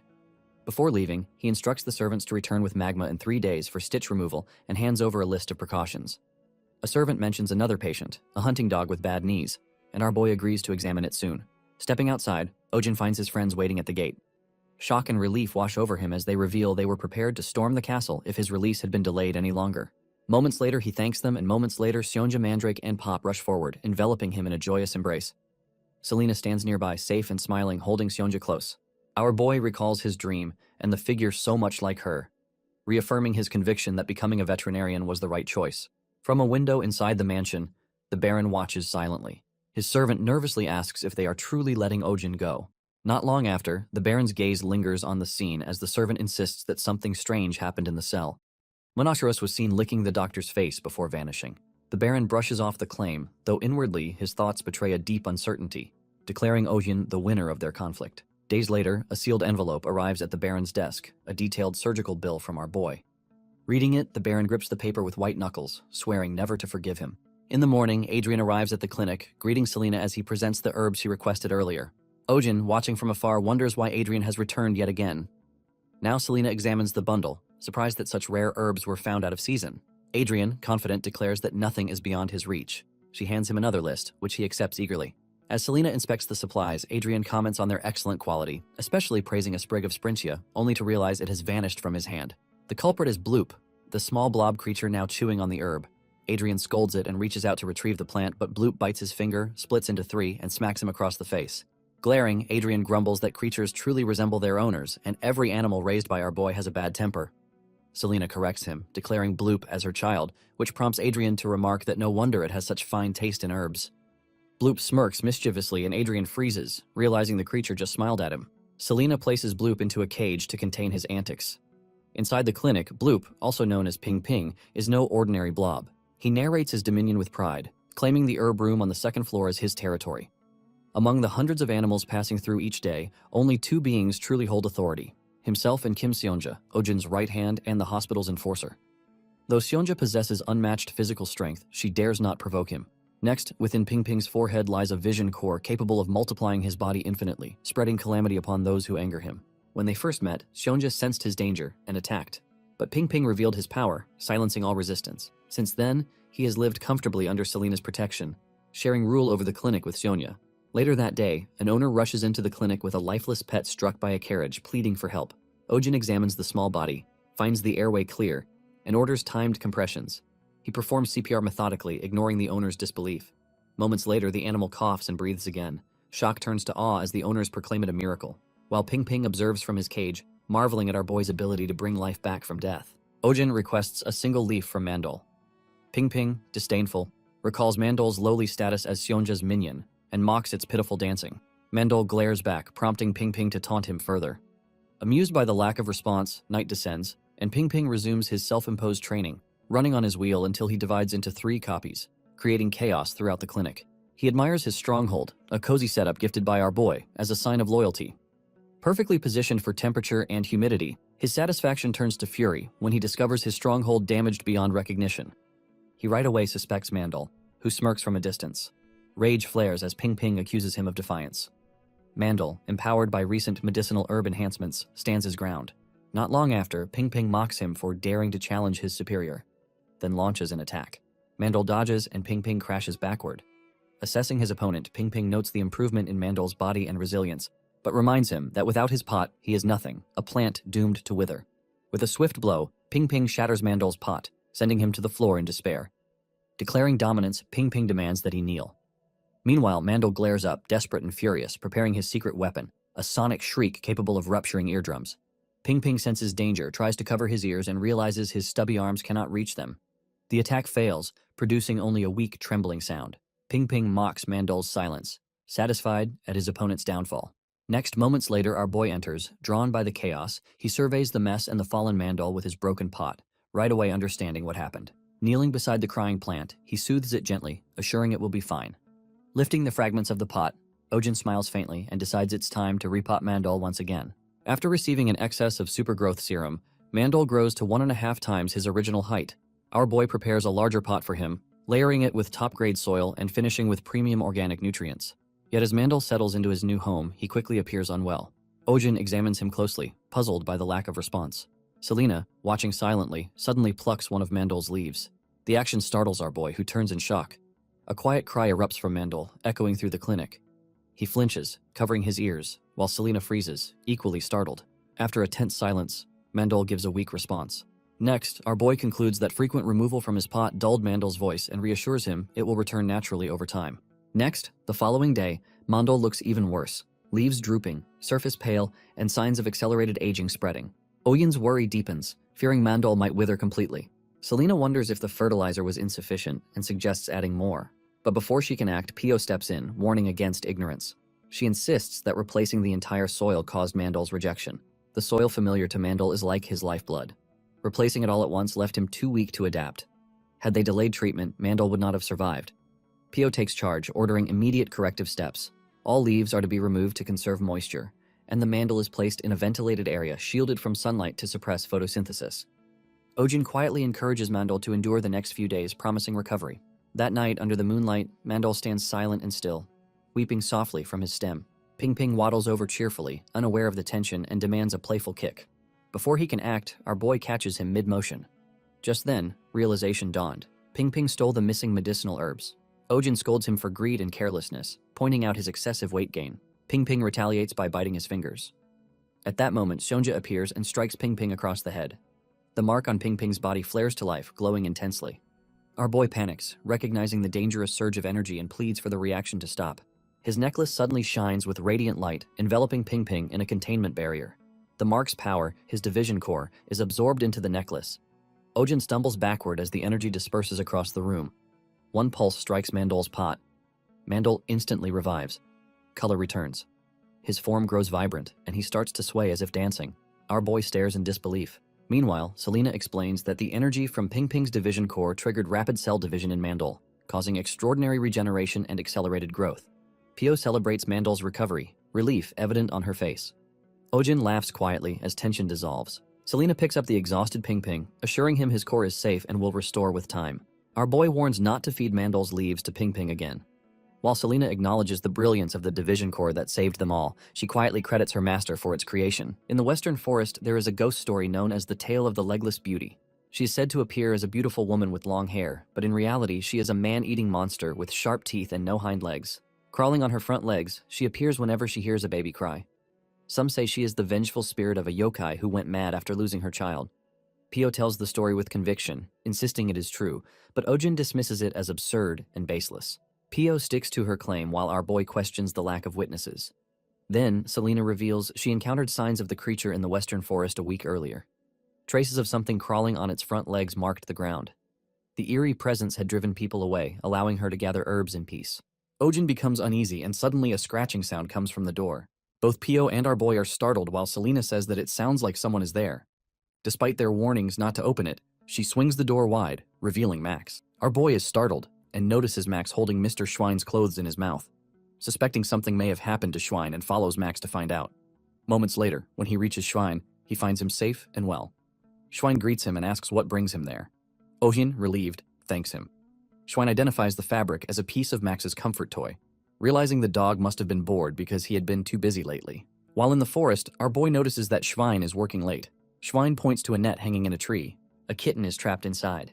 He explains that poachers have been active in the Western Forest, setting nets everywhere, and young animals keep getting caught. One kitten is hanging too high for him to reach, so he goes to fetch a pole. While waiting, Ojin notices marks on the tree, deep scratches, as if something had clawed at it. Schwein also observes that the footprints around the tree are strange, resembling those of a creature crawling only on its front legs. Both grow uneasy, remembering the ghost story. Just then, they hear the sound of crying.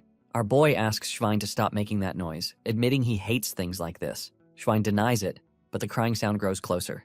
Then a figure appears, and both freeze, fearing the legless monster has come. Instead, it is a fox. Ojin notices its hind legs are injured, explaining the dragging footprints.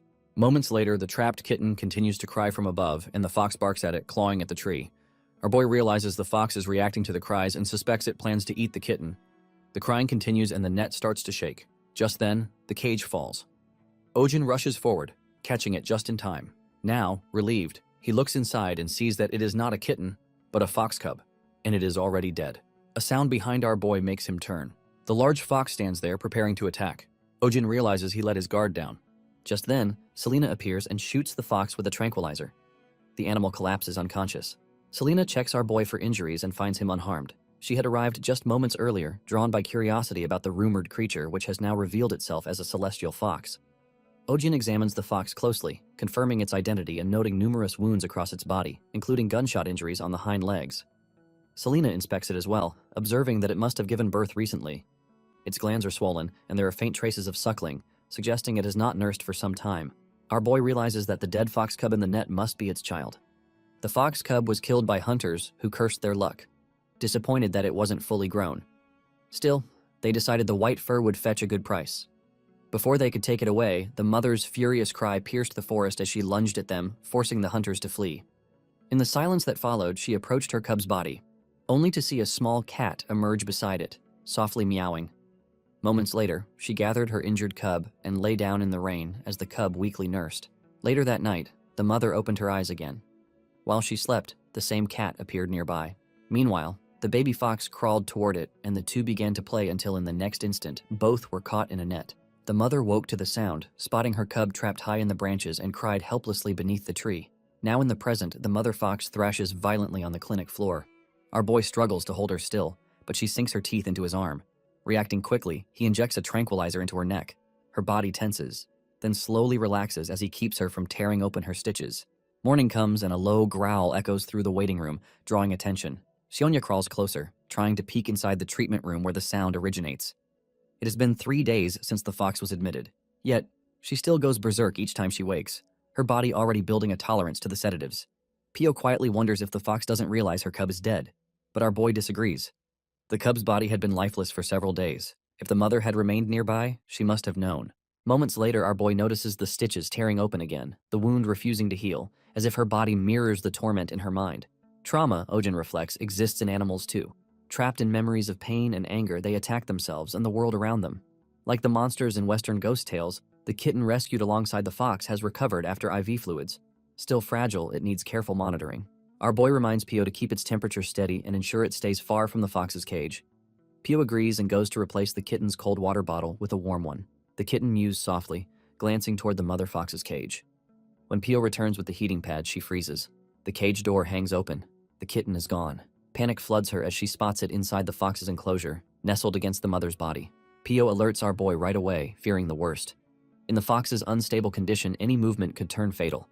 But when they rush in, they find the kitten pressed against the fox, suckling quietly. The fox stirs. Her eyes flicker open and a tear slips down her face. Next, instead of lashing out, she lowers her head and gently licks the tiny creature. The entire room stands still, stunned by the sight of a wounded predator finding peace in the warmth of another life. The next day, the kitten dashes across the clinic floor, dragging Pio's glove between its teeth. Pio half-heartedly reaches for it before giving up as the kitten scampers straight toward the fox's cage. She decides to retrieve it later. What matters more is the fox itself. Its recovery, once stagnant, has become astonishing. Wounds that had refused to close now knit cleanly, and its rest is no longer plagued by nightmares. Pio marvels at the progress. Unable to believe the creature once thought crippled, now moves its paws again. The nerves, still alive, have begun to regenerate. Our boy watches quietly, reflecting that he cannot restore all that humans have taken. But at least he can return a fragment of what was lost. When the fox and kitten are finally released, they step into the forest together. He bids them farewell in silence, hoping never to meet again under such painful circumstances. The fox glances back once as if in acknowledgement before vanishing into the trees. In time, rumors about the monster in the western forest fade away. A gentler tale takes their place, a story of a white fox roaming with a small cat always by its side. Meanwhile, in the clinic, the mandrake stretches proudly in its pot, drawing curious stares. Visitors whisper about the strange radish-like plant moving on its own, speculating whether it's the hospital's guardian spirit. Some insist it's a mandrake, while others claim the true guardian is a terrifying cat rumored to silence even wild beasts. Annoyed by the chatter, the mandrake stomps towards Sonja's food bowl and flips it over in defiance. The crowd gasps. How dare it challenge the cat's authority? Their shock deepens when Sonja herself appears, eyes glinting. The mandrake freezes in dread as she advances. Now she leaps forward, but instead of attacking, coughs up a hairball right on top of it. Confusion ripples through the onlookers until our boy calmly explains that cats often swallow loose fur while grooming, which later clumps and is expelled by vomiting. Realizing how little he's brushed her lately, he decides it's time for a proper grooming session. An hour later, Sonja's fur still seems endless. The shedding piles grow higher, and our boy starts to worry the cat might go bald at this rate. Then, a small patch of bare skin catches his eye. Examining it closely, he realizes with a pang of dismay that it could be fungal dermatitis. The thought stings. How could a veterinarian overlook his own cat's condition? He takes out a carefully crafted tool built by the finest craftsman in town, the world's first manual pet clipper. Though unnecessary for treatment, he feels compelled to use it. As he begins clipping, Sionya hisses and bolts from the table. The moment calls for restraint, but the doctor in him refuses to retreat. A vet must never back down in a battle of wills with an animal. Summoning his resolve, he steadies himself, whispering soft reassurances as he continues. Seonja writhes and cries, but he presses on gently, dead set on finish quickly for her sake. Then, without warning, her neck starts to glow. Light spreads, flooding the clinic with a radiant brilliance visible even from outside. Startled, our boy steps back as a magic circle forms beneath her. From within the circle, Killian materializes, not a projection, but the man himself. Later, over tea, our boy recounts everything.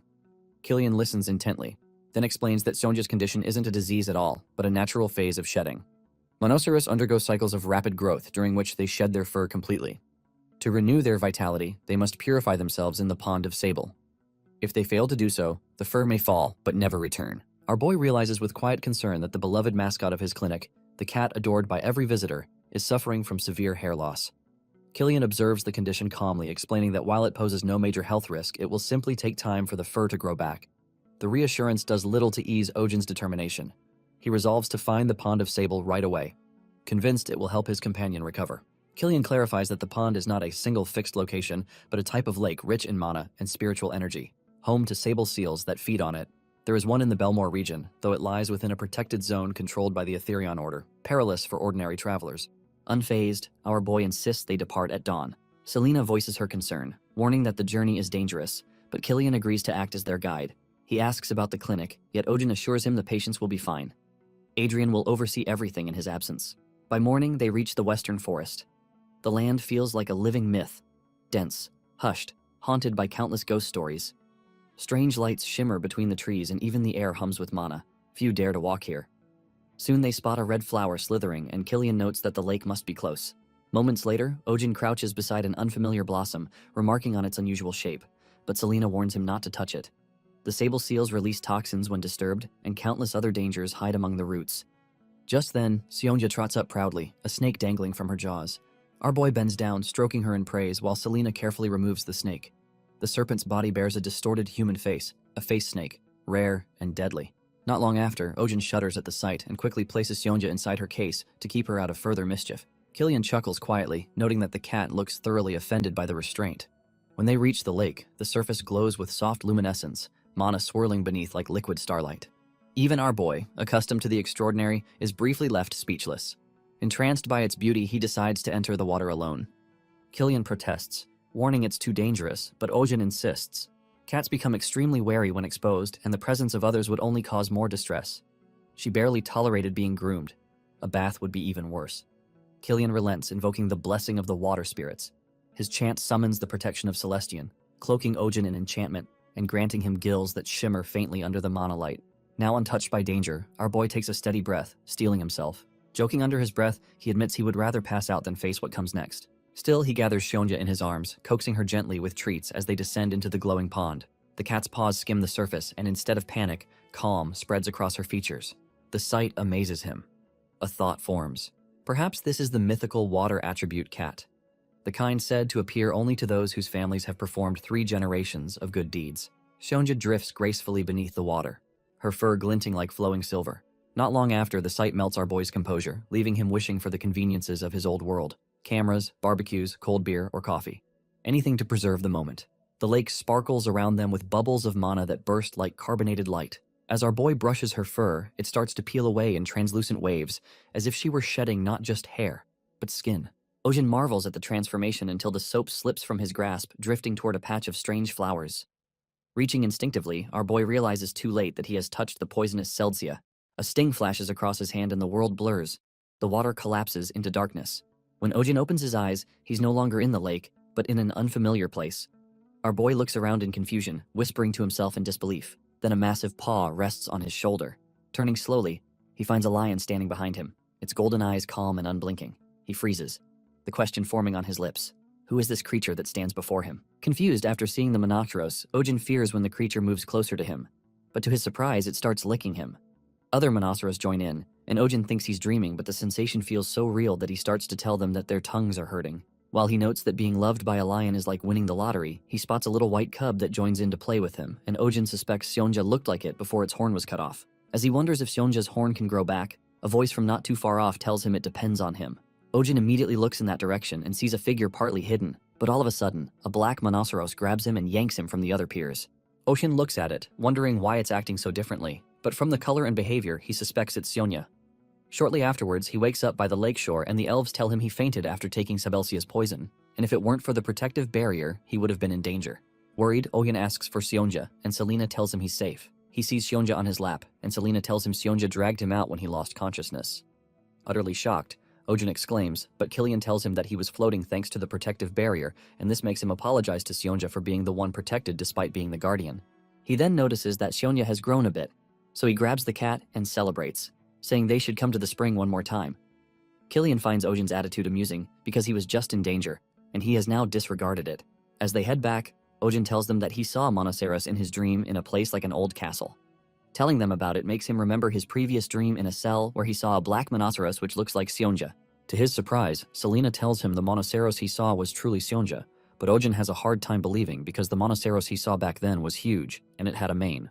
When he explains it to the elves, Killian points out how Sionja's mane has started growing, but this confuses Ojen the more because he believes manes are attributes of male lions. When he brings up the matter, Selena blatantly asks him if he didn't know Sionja was a male. Utterly confused, Ojen asks her what she's talking about because he did not recollect seeing the cub's jewels throughout the time he examined it. But then, Killian explains to him that the jewels are only visible during mating season. Upon getting back to the clinic the following day, Pio shows Ojen lots of the house call letters written to him by a lot of pet owners, and he notes that their hospital no longer accepts house call requests. However, there are exceptions due to unavoidable circumstances like the patient being too big, ferocious, or other strange reasons. Still, Ojen wouldn't consider it when the hospital is busy, but with Adrian who refuses to go home because he believes Ojen is overworking the ladies, he chooses to take house call requests for the first time in a while. First, he starts by going through the documents and he sees Baron Belmore's rabbit, which makes him wonder why the man didn't bring Elizabeth to the clinic like always. But then he realizes there are 33 of them. Immediately, he senses trouble. So he heads there with Pio, who finds the little bunnies cute, but then she sees the havoc they are wreaking and is surprised by it since giant lop-eared rabbits are known to be gentle. Ojen points out the little rabbit's teeth and calls them demons in rabbit skin. Before long, the Baroness approaches him, and after learning he's the vet, she begs him to throw all the bunnies out, but Belmore shows up right behind her and tells Ojen not to listen to her. He then yells at her to get out because she doesn't like rabbits, and this pisses her off because she wants him to leave her place, so she tells him to leave. He gets mad at her, calls her a hag, and informs her that the house is his, but then she reminds him that it's her land, and then she rains insults on him. The two of them go at it, ignoring Ojen's statement to calm them and proceed with the vaccination, and at one point, he loses it and switches into his strict doctor's mode. There, he yells at the servants to capture the rabbits, put an identification collar on them, and place them in separate cages. They get to it, and an hour later, they successfully capture the little bunnies. Ojen then carries out his inspection, identifying each one of them. But then, something strange happens. It's there that he realizes that they are short by 5. When Belmore learns of this, he sees the list and realizes that it's the smallest sets that are missing, so he orders his servants to search the entire house. They get to work, but an hour later, they come back looking dejected because they couldn't find anything, despite turning the house upside down. Belmore angrily demands the bunnies' caretaker's presence, and he blasts them with words for not doing their jobs properly. Ojen instead questions them logically to know when they last counted the number. One of them says that since the pets live indoors, they don't count that often, and the last time they confirmed their complete numbers was about a week ago. He then asks her about the missing bunny's condition to know if she noticed anything unusual, but she apologizes before revealing that she cannot tell them apart from the rest. This enrages Belmore, and he insults them before sacking them. Ojen calms him down before asking them why they haven't put identification tags on the bunnies all this time, since it shouldn't be hard for them, given the number of staff, but then they complain about the bunnies' personalities and how they hate the tags so much, plus Belmore forbade it. Pio immediately informs Belmore that he can't manage them that way, and he finds it weird that they can't tell the bunnies apart when he can. His wife then walks in, saying he can do that because he's a rabbit freak. He gets mad at her and assumes she was the one who did something to his missing rabbits, and she's surprised at his accusation. He reminds her that she never liked them, so he suspects she's the one, but then she argues back at him. Ojen then asks her if she knows the bunnies' location because they are so weak that it would be difficult for them to survive in the wild. She then tells him that she doesn't know, and if she wanted to get rid of them, there was no need for her to do that with only 5. Logically, Belmore believes that she must have been trying to get rid of them secretly in a way that he wouldn't notice, but then she reminds him that she wouldn't care about what he notices and would do it right in front of him. He realizes that it's true, so she asks desperately for a solution, knowing that the remaining will end up someday as huge as Elizabeth, who already messes up the place. Quickly, Belmore rushes to comfort his pet, and the Baroness angrily storms off. One of the servants, named Thomas, then asks Ojen for the possibility of the pets running off on their own. He notes that the remaining 5 were especially small and bullied often. The other lady adds in saying that it's because of the pet situation that they fed them separately. Oyen wonders if that's the case, because giant lop-eared rabbits hate going outside, so he makes up his mind to trail wherever they go. As the Baron orders the servants to get Elizabeth some snacks, Belmore recalls the Baroness's earlier statement, so he requests they get him a few hunting dogs with a keen sense of smell. After all, rabbits take dumps a lot, so he believes they must have left lots of droppings behind if they ran away. They gather the dogs to sniff their dumps and trail the scent, but the first that gives it a whiff stares angrily at Ojen, so Ojen had to apologize before asking for help. He then orders the servants to search everywhere with the dogs, but most of them come back with negative responses. One, however, finds the trail, and they see how the entire field is littered with rabbit dumps.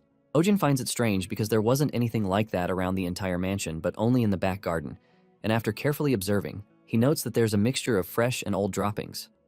Belmore then orders the rest to continue searching, and while they are at it, Ojen studies the droppings, but Belmore starts panicking, wondering if his bunnies had grown wings and flown away.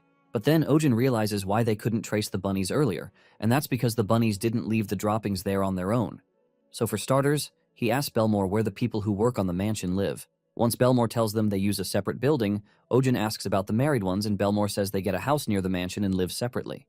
Immediately, Ojen turns to Thomas and asks if he's married, and after getting a positive reply, he points to Thomas and says he's the culprit. Thomas is shocked and cannot defend himself before Belmore, who orders for a search party to check his house. When they get there, they find all 5 of the bunnies they were looking for, and Belmore happily reunites with them, before yelling at Thomas for taking them away from the others. He asks if Thomas had planned to sell them to make money, and he wonders if the salary he paid Thomas wasn't enough. But then Ojen pulls through by announcing that if Thomas wanted to sell them, he would have done that long ago. And from what he has heard so far, the smaller the giant lops, the more expensive they are, and if they got a little bigger, they wouldn't sell well. Just like Ojen has said, he then points Belmore's attention to the bunnies, and the man notices how bigger and fatter they are compared to when they were at the mansion. So Ojen asks Thomas to explain why he took them, and Thomas reveals that he didn't take them for any evil intent, but planned to raise them with him for a bit before returning them to the mansion. Even Belmore is surprised as he learns that Thomas had good intentions, and the reason he had kept the smaller bunnies with him was because if he had left them at the mansion, they would have died. Confused, the Baron asks Thomas to explain, and he informs him that the rabbits are extremely sensitive to changes in their environment, which is why they feel anxiety easily, and are aware of their guardian's emotions. Because the Baron was angry at his wife, the bunnies picked up on their negative emotions, so they were anxious that they might be abandoned one day. Hence, the bunnies started acting to eliminate the weakest individuals so that they themselves could survive. If the remaining 5 had been with them, they would have been tormented and eventually died. The claim seems wild to the Baron, but then Ojen surprises the Baron by agreeing with Thomas as he realizes why the remaining 5 bunnies were so small. He notes that they looked far smaller than their supposed size, considering how big Elizabeth is, so he concludes their growth must have been stunted due to stress. Ojen then asks Thomas if he first tried to isolate them in the garden, and Thomas, surprised by his intuition, learns that Ojen had found their litters over there. Thomas confesses to separating them in the garden and feeding them for a few hours, but that wasn't enough to stop the bullying from the remaining 28, which was why he took them home for the time being. Confused, Belmore asks him why he would go that far, and Ojen points out that Thomas has a very large amount of rabbit fur compared to the other servants. Also, he could accurately identify the bunnies even without their ID tags.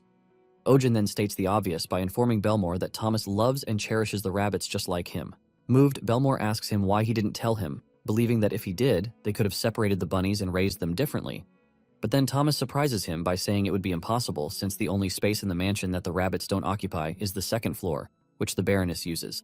The Baron realizes it, and Thomas says he wouldn't be willing to give up the Baroness's space for the rabbits because, as much as he loves them, he loves the Baroness far more. Meanwhile, the lady being spoken about has some tea with her friends, and they compliment not just her cute cup, but the entire mansion.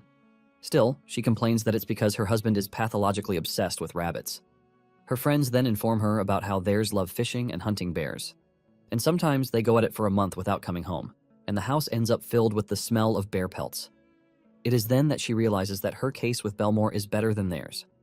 They reveal how envious they are of her, saying she gets to act lovey-dovey with her husband. She finds it hard to believe because they always fight and argue, but they do not believe her, and they mention how she was Belmore's childhood first love.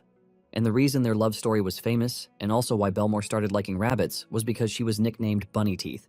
Embarrassed, she glances at the statues and notes that she had forgotten how back then the kids used to tease her with that nickname, but then Belmore complimented her, noting that rabbits are as cute as she was. The Baroness gets silent after remembering his confession. Then later that day, when she returns to the mansion, she learns that they've found the missing rabbits, and after they are done vaccinating them, they'll be moved to a new residence like she's always wanted. Surprised that Belmore is kicking them out, she's happy that there will be peace and quiet, but just then she sees him sulking and saying parting words to the creatures. and she gets scared he's going to abandon them. Immediately, she yells at him, asking where he plans to take them, and asks him where he plans to find someone who dotes on rabbits more than him. Surprised that she's defending the bunnies, Belmore asks her, and she admits she does not. Then she asks him what kind of parent abandons their child. After all, he was the one who said they should raise Elizabeth like their own child. Realizing that she remembers, Belmore is overjoyed, and this makes her blush before saying that Elizabeth was the name they had decided to give their first child. But since they couldn't have any, on the Baroness's birthday, Belmore gifted her a rabbit and called her Elizabeth. He told the Baroness that they looked alike and they should try raising the bunny as if it's their child. Later that day, as the carriage takes Ohin and Pio back, Ojin says he's glad Belmore has reconciled with his wife. Although they may bicker on the outside, he can see that they truly love each other. Pio, on the other hand, feels sad about the rabbits being sent away. But then Ojin tells her not to feel ashamed because where Belmore is taking the bunnies is right behind his house. She's shocked, so Ojin explains better by saying that for 33 adult rabbits to live completely, they'll need a space about the size of a forest. Back then, the Baron had suggested using the forest at the back of his mansion's garden. After all, it's his land, and he wants them to build a magnificent rabbit garden. While the man listed the details he wants all over the place, Ojin noted he's a real estate mogul. It was right there that Belmore assigned Thomas the general manager of the garden, and even though the role seemed too huge for Thomas, Belmore explains that it's a punishment for his heavy crime. So from that moment, Thomas must take care of the rabbits more sincerely than ever, and this made the servant overjoyed. After being briefed, Pio happily says she can't wait to see the rabbit park when it's completed, but Ojin notes that they'll have to spay and neuter the entire litter of rabbits. Suddenly, their carriage stops, and when Ojin tries checking to know what's wrong, he wonders if they are getting robbed, because he sees they've been surrounded by strange people. Then they demand for him. Ojin gets out of the carriage and asks the short people why they want to see him, but they hold up knives and tell him to come with them. Pio worriedly hides behind him and notes that their voice sounds so young, so Ojin moves close to one of them before asking if there was a sick animal. But the boy points his knife at Ojin, threatening him not to come closer, and Ojin surprises them by snatching up the sword from the blade. Just as he had thought the sword was a toy, and realizing that they've been had, the boys run for their lives, but Ojin catches the rascals before whooping them. After punishing them, he tells them to have come to the hospital if they had needed treatment, and there wasn't a need to pretend as robbers. One of the boys then complains about how animal hospital fees are expensive, and this pisses Ojin off after learning that they tried to kidnap him for free treatment, so he scolds them some more. He demands the ringleader's identity, and after learning he's Jack, Ojin says he'll report to his mom, but then Jack reveals that they didn't plan to let him work for free. He shows Ojin some coins as initial deposit before promising to give him the rest later. The others also chip in, promising to assist, and together they beg him to save Mary, their cow. As a goody two-shoes, Ojin tags along and follows them to their village. Upon seeing the place, he notes that it's a remote village and calls it bad news if a cow gets hurt on the farm. Suddenly, he spots a flag and freaks out after seeing its symbol, but then they tell him it's their religion symbol in that area. It's called Euros, a six-legged cow which they worship and pray for a good harvest. Jack explains that there are extremists in his village, so when a cow gets sick, the extremists say it's because the gods are angry and they harass the cow owners, believing they are unlucky. For that reason, they cut off the sick cow's owner's work, believing that they are cursed, and they, the extremists, can get cursed if involved with them. Shocked, Ojin asks until when do the people treat the cow owners normally, and Jack says either if the cow passes away or recovers. He then suggests that they should have shown the cow to a doctor, but then Pio tells him that an ordinary farmhouse doesn't have the luxury to do that, and it's hard for them to go to a hospital when they're sick. Most of the time, the villagers rely on folk remedies like having the animal drink its urine or by using a talisman and praying. Pio then tells Ojin that many people come to him because his fees are cheap, and he's shocked that his fees aren't expensive. She also mentions that it's also because he's a great doctor, and he lets it slide. After that, the boy leads them to his place, and they are shocked to see the entire house covered in talismans. At first, Ojin thinks of it as bullying, and even thought the house was haunted. Jack's mom shows up, and once she learns he has brought a vet, she apologizes to Ojin, saying she doesn't have the money for treatment and tells him to go back. But he shocks her by telling her not to worry about the treatment fee, and she should simply show him the sick cow. The woman is surprised, but Ojin tells her to hurry, so she takes him into the barn and shows him the cow lying on a pile of hay. She then explains that the cow started getting sick right before giving birth, and it had its calf earlier than expected. Right after that was a high fever and a foul smell. Just by observing, Ojin realizes what's wrong with the cow, but before he can speak, Jack's father shows up, and after seeing Ojin, a veterinarian, he yells at Ojin to leave his place immediately. Jack tries to stop him, but the man tells him to give up, believing the cow will die anyway. As they argue back and forth, Ojin remembers his past life, when a family gave up on surgery for their pet because they didn't have the finances. This time around, he tells the cow owner that it's too early to make the call. After all, Mary doesn't have a fatal disease. He then informs the man that he has already received the treatment fee in advance. Jack is elated, while his father is shocked, and even thinks of Ojin as a con artist. But then his wife calms him down and says she doesn't think Ojin is a bad person. Ojin gets to work, and upon checking Mary's mouth, he concludes that the cow has brucellosis.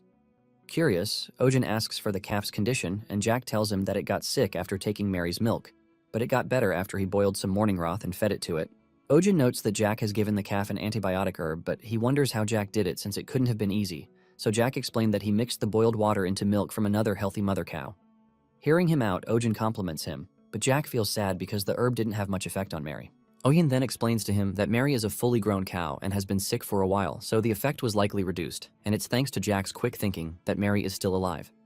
The parents are stunned when they find out that the cow is past the critical stage, but thanks to Ojin, who had the medicine beforehand, they can get to save Mary.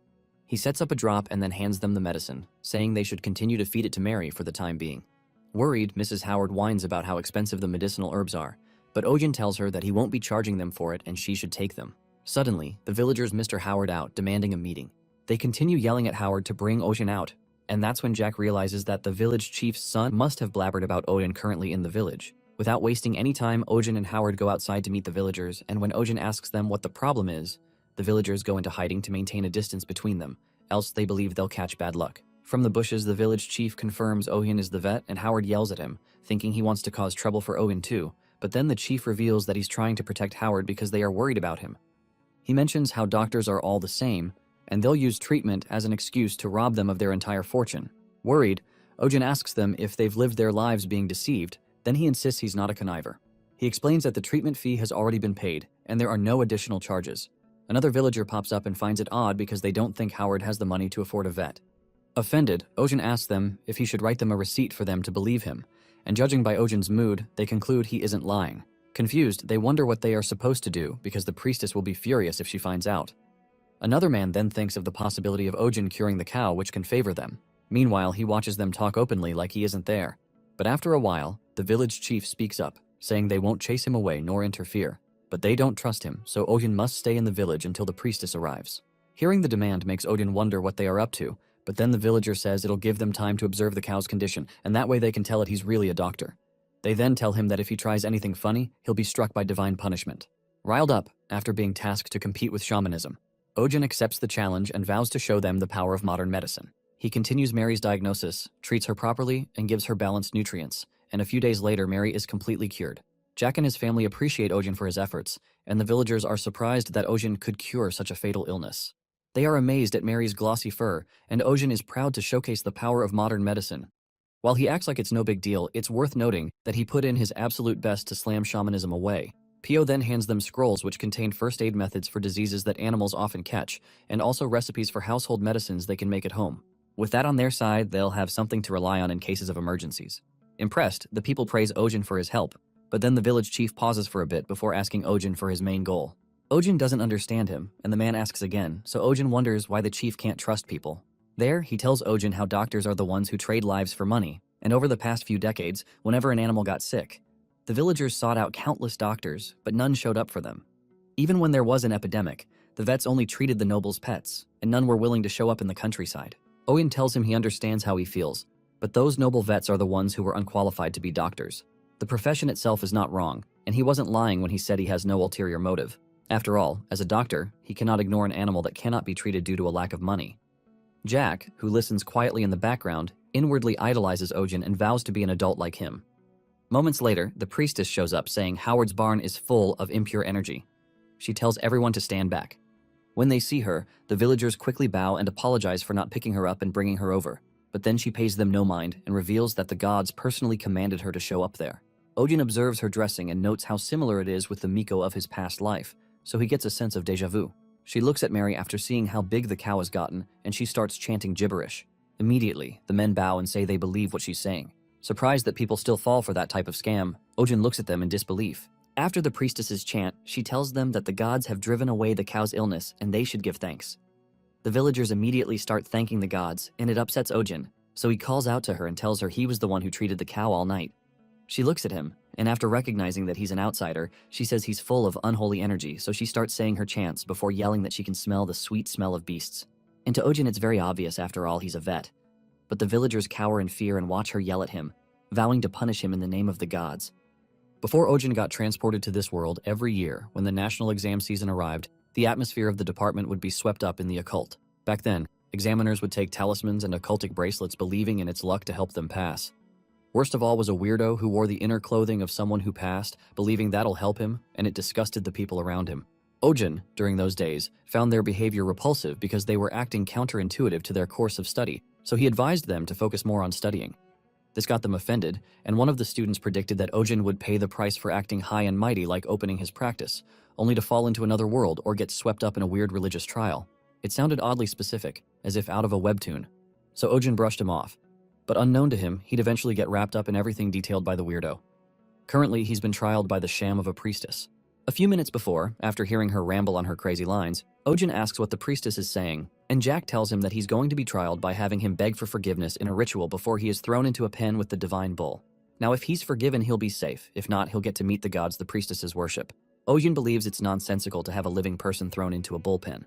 But unfortunately for him, he realizes it'll be his fate. While at the ritual site, Ojin complains about his terrible luck, and Pio cries while watching the men take him away. At this point, Ojin makes up his mind to use the dragon's authority, but then wonders if he should make a protective barrier for himself. However, he finds it embarrassing, so he considers trapping the bull in a cage. He then scraps the idea after thinking hard about it, because if the divine bull gets injured while at it, he'll be in big trouble. Not too far off, Ojin hears Jack requesting for his release, and Jack tries climbing the barricade into the ritual ground. His worried parents yell at him to stop, saying it's dangerous. But then he shows them the key to the bullpen, saying if they don't release Ojin, he'll use it. Ojin yells at him to get down, but Jack tells him it's okay because he climbs over like it often. Still, Ojin insists Jack should come down because it's dangerous. Unknown to Jack that the bull has spotted him and is running away, the boy clings to the fence, but then the bull rams into it, causing the pen door to collapse.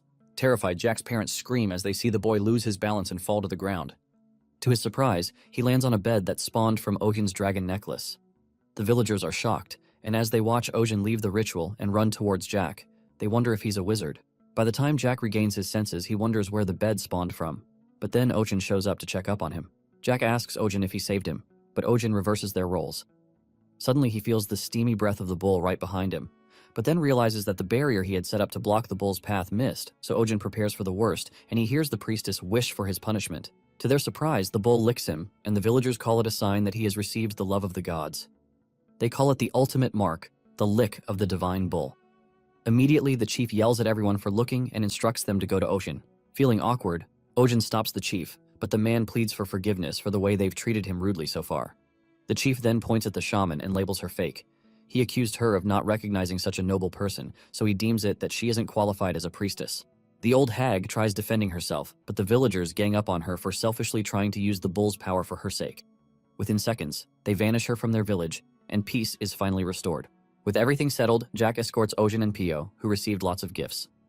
On the way, he thanks Ojin for saving the village and helping them drive out the hag. He mentions that the village will still continue with their religious beliefs, and Ojin says there's nothing wrong with that, because when people need emotional support, they need somewhere to lean on, and the problem only occurs if excessive. This means that they should be careful with their use of belief. Impressed, Jack tells Ojin that he wants to be like him someday, a cool vet. He then asks Ojin if it's possible, and Ojin assures him. As he bids the boy farewell, he tells Jack to come find him anytime he needs his help. Ojin and Pio finally arrive at their base town, and they have a sigh of relief, noting that they'll finally get to relax after how many days.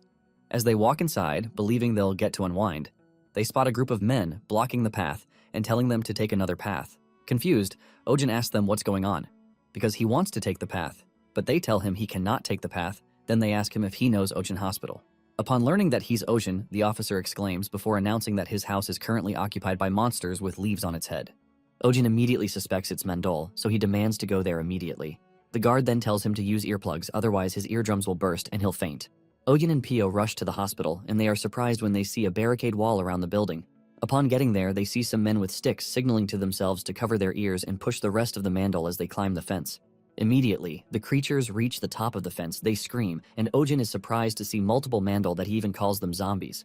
Thankfully, the men topple them over, and Ojin and Pio talk about how not only has Mandol multiplied, but their colors are strange, and they have different voices.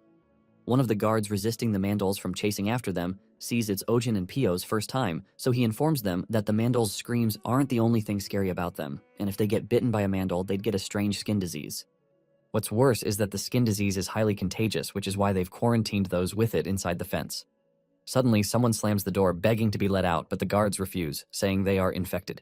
They scream back, insisting their skin disease is all healed, so the guard insists they show it, and when they see the person is healed, she's let out. Realizing it's Tor, Pio, and Ojin worriedly ask her what's wrong, and she reveals that hundreds of Mandals suddenly attacked the village, and while most people escaped, she got beaten. Ojin asks about her eardrums, and Tor assures him they are fine, thanks to Selena and Adrian distributing medicine to the people. Learning that Selena is in the building, he instructs Pio to take Tor home and informs them that he has to get into the building. Hearing what he just said, they ask him if he's out of his mind, but Ojin notes that he can't leave Mandal like this, and he has to do something. Minutes later, he's shoved inside and handed a stick to ward off the Mandals. Ojin calculates the distance from the fence to the house, but then he spots the Mandals who see him and chase after him. But then he believes he can outrun them. After all, he's got longer legs. Unfortunately for him, he gets surrounded, and they start screaming in unison. Despite the earplugs on, the sound burrows in, and Ojin holds his ears, noting that the Mandals sound like dozens of tone-deaf people singing a punk version of Trot in a chorus with different pitches. He nearly loses it and tries swatting them away, but then his mind starts fading, and he watches them home in on him, believing he'll get beaten at this rate. As he wonders if the Mandals have teeth, someone casts wind and sound negating magic, then grabs his hand. Only then does it realize it's Selena, so he follows her, and they rush into the window Adrian opened up for them. As soon as they jump in, they shut it, preventing the Mandals from getting in. As Ojin struggles to process what's going on, Selena assures him that everything is fine because she has cast soundproofing magic, so he can remove his earplugs. Immediately, he regains his senses. He hugs them and thanks them for saving him. Shortly after calming down, he asks them what happened to Mandal, and Selena explains that it's because of Ping Ping's separation core. Ojin confirms his hunch and notes that it was the core that helped Mandal grow rapidly. Selena then explains that the last time a proportion of the energy was reflected, so it didn't go as far as individual division. But this time around, a magic formula that amplifies the separation core was added, causing Mandal to split into hundreds. She wonders if there was a problem during the process, because only the darkest nature of the original body remains. As she wonders where everything went wrong, Ojin asks her what the frame above them is, and she blatantly tells him it's an image of Mandal falling into the circle. She reveals that she recently succeeded in duplicating Ping Ping's separation core, but as she was testing various experiments, Mandal, who was playing with Ping Ping at that time, fell into the magic circle. Once Ojin learns that she used magic without checking if the pets were around, he yells at her for her flimsy excuse and says he was sure she'd cause an accident one day. He scolds her, but Adrian steps up to take the blame for failing to assist her, and Ojin takes out his frustration on him. Right after, he asks Selena if there's a way to solve the situation, and she informs him that they have to use the same method as when they handled Bloop's infinite division. She reveals that among the hundreds of duplicated Mandals, there is one individual that possessed the separation core, so they just have to find him. Worried about how they'll find the Mandal with the separation core, Ojin asks how, since they look exactly the same, and Selena tells them that ordinary people cannot find it. But since the main component of the separation core is highly concentrated mana, someone trained in magic can sense it. Before Ping Ping split, she could wind it immediately, but now that their numbers are too large and the Mandals are scattered everywhere, finding the real one would be hard. Recalling what Selena said about the bloops multiplying in the past which devastated the village back then, Ojin asks her how the case was solved. Selena then explains that it wasn't easy for them back then, and even with her master's outstanding magic, it was difficult to find the one with the core at once. Upon hearing her mention her master, both Ojin and Adrian are curious to know more about the person, but Ojin knows better not to press on, unlike Adrian, who wonders what gender Selena's master is. Selena then concludes that they had tried for several days and were able to find the bloop. She assures them that they will find the original Mandal, and Sionja, who left home, will return. Ojin freezes for a bit, then freaks out after learning that Sionja left home. But then Selena calms him down by reminding him that Sionja is a monoceros after all, and will be unaffected, unlike humans, who when the Mandal's sap comes in contact with their skin, it begins to itch. However, it doesn't have any effect on furred animals. Ojin cannot help but be worried about Sionja, and he wishes to find the cat sooner than ever, but just then he hears a sound, and Selena tells him that the soundproofing magic is about to break. Meanwhile, the Mandal clones climb the building in their sheer numbers while screeching, and Adrian notices them, so he briefs the others, and it makes Selena wonder if the Mandals are attracted to Ojin's aura. At that moment, the Mandals break into the house through the second floor's window, and the humans quickly put on their earplugs upon realizing that the Mandals will come rushing down. The devilish creatures show up and they all go after Ojin. When the others realize what's happening, Selena orders Adrian to open the closest window next to Ojin, and once he does that, she uses magic to blast the Mandals through the windows, then Adrian shuts it tight. Thinking all the Mandals are out of the building, Ojin relaxes and removes his earplugs, but then a Mandal, which had hidden not too far away, leaps at him to attack him. In that instant, Ojin's dragon necklace immediately seals the Mandal's mouth shut. They watch as it struggles with the seal, and after realizing its hands are too short to remove them, Ojin picks it up and based on Selena's order to leave the mandal inside the house, he puts it in a pot of soil, and within seconds, the mandal falls asleep. Ojin is shocked by the discovery and notes that the creature's simple-mindedness matches the original mandals, so he wonders if he should make it Mandal's younger brother. Unfortunately, the next day, they realize that the mandal has lost its face and is now fully a plant. It helps Selena confirm her suspicion, as she notes that the cloned mandals exhaust all their mana after a day and turn into ordinary herbs. But since their numbers aren't decreasing, it means the mandal with the star separation is still splitting continuously, so they have to quickly catch it. For that reason, Selena makes a potion whereby anyone who drinks it won't catch the skin disease for about an hour. As she showcases it to the men, Adrian praises her, but then she tells Ohyun to drink it. Confused, he asks her why, and in the next few moments he is tied up to a pole outside the building where he's told that he will be used as bait to lure the mandals. Neglecting his cry for help, Selena points out that the mandals are already showing up, and in that instant, multiple mandals pounce on him and start biting him. Thankfully, the clones do not have teeth, so their actions tickle Ojin non-stop. While at it, Selena concentrates hard and senses the mandal with exceeding mana close by, and when she looks, she sees it on Ojin's body. But just then, she notices a glimmer of light, and the next thing that happens is the mandal is captured by Ojin's right-hand man, Seonja. Selena sees the way Mandal is fighting Seonja, and she concludes he's the original. To prevent Ojin's face from suffering more than it already has, Selena uses magic to seal Mandal's mouth and bind its limbs. She then grabs it before casting a spell and dropping it in a magic circle that forcefully removes the star on Mandal's head.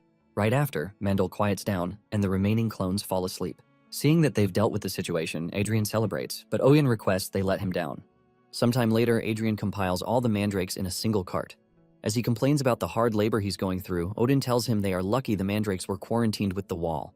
He picks up one of them and notices their roots are alive, so he suggests planting them, and Selena agrees with him, saying they'll need to create an environment similar to Mandal's flower pot.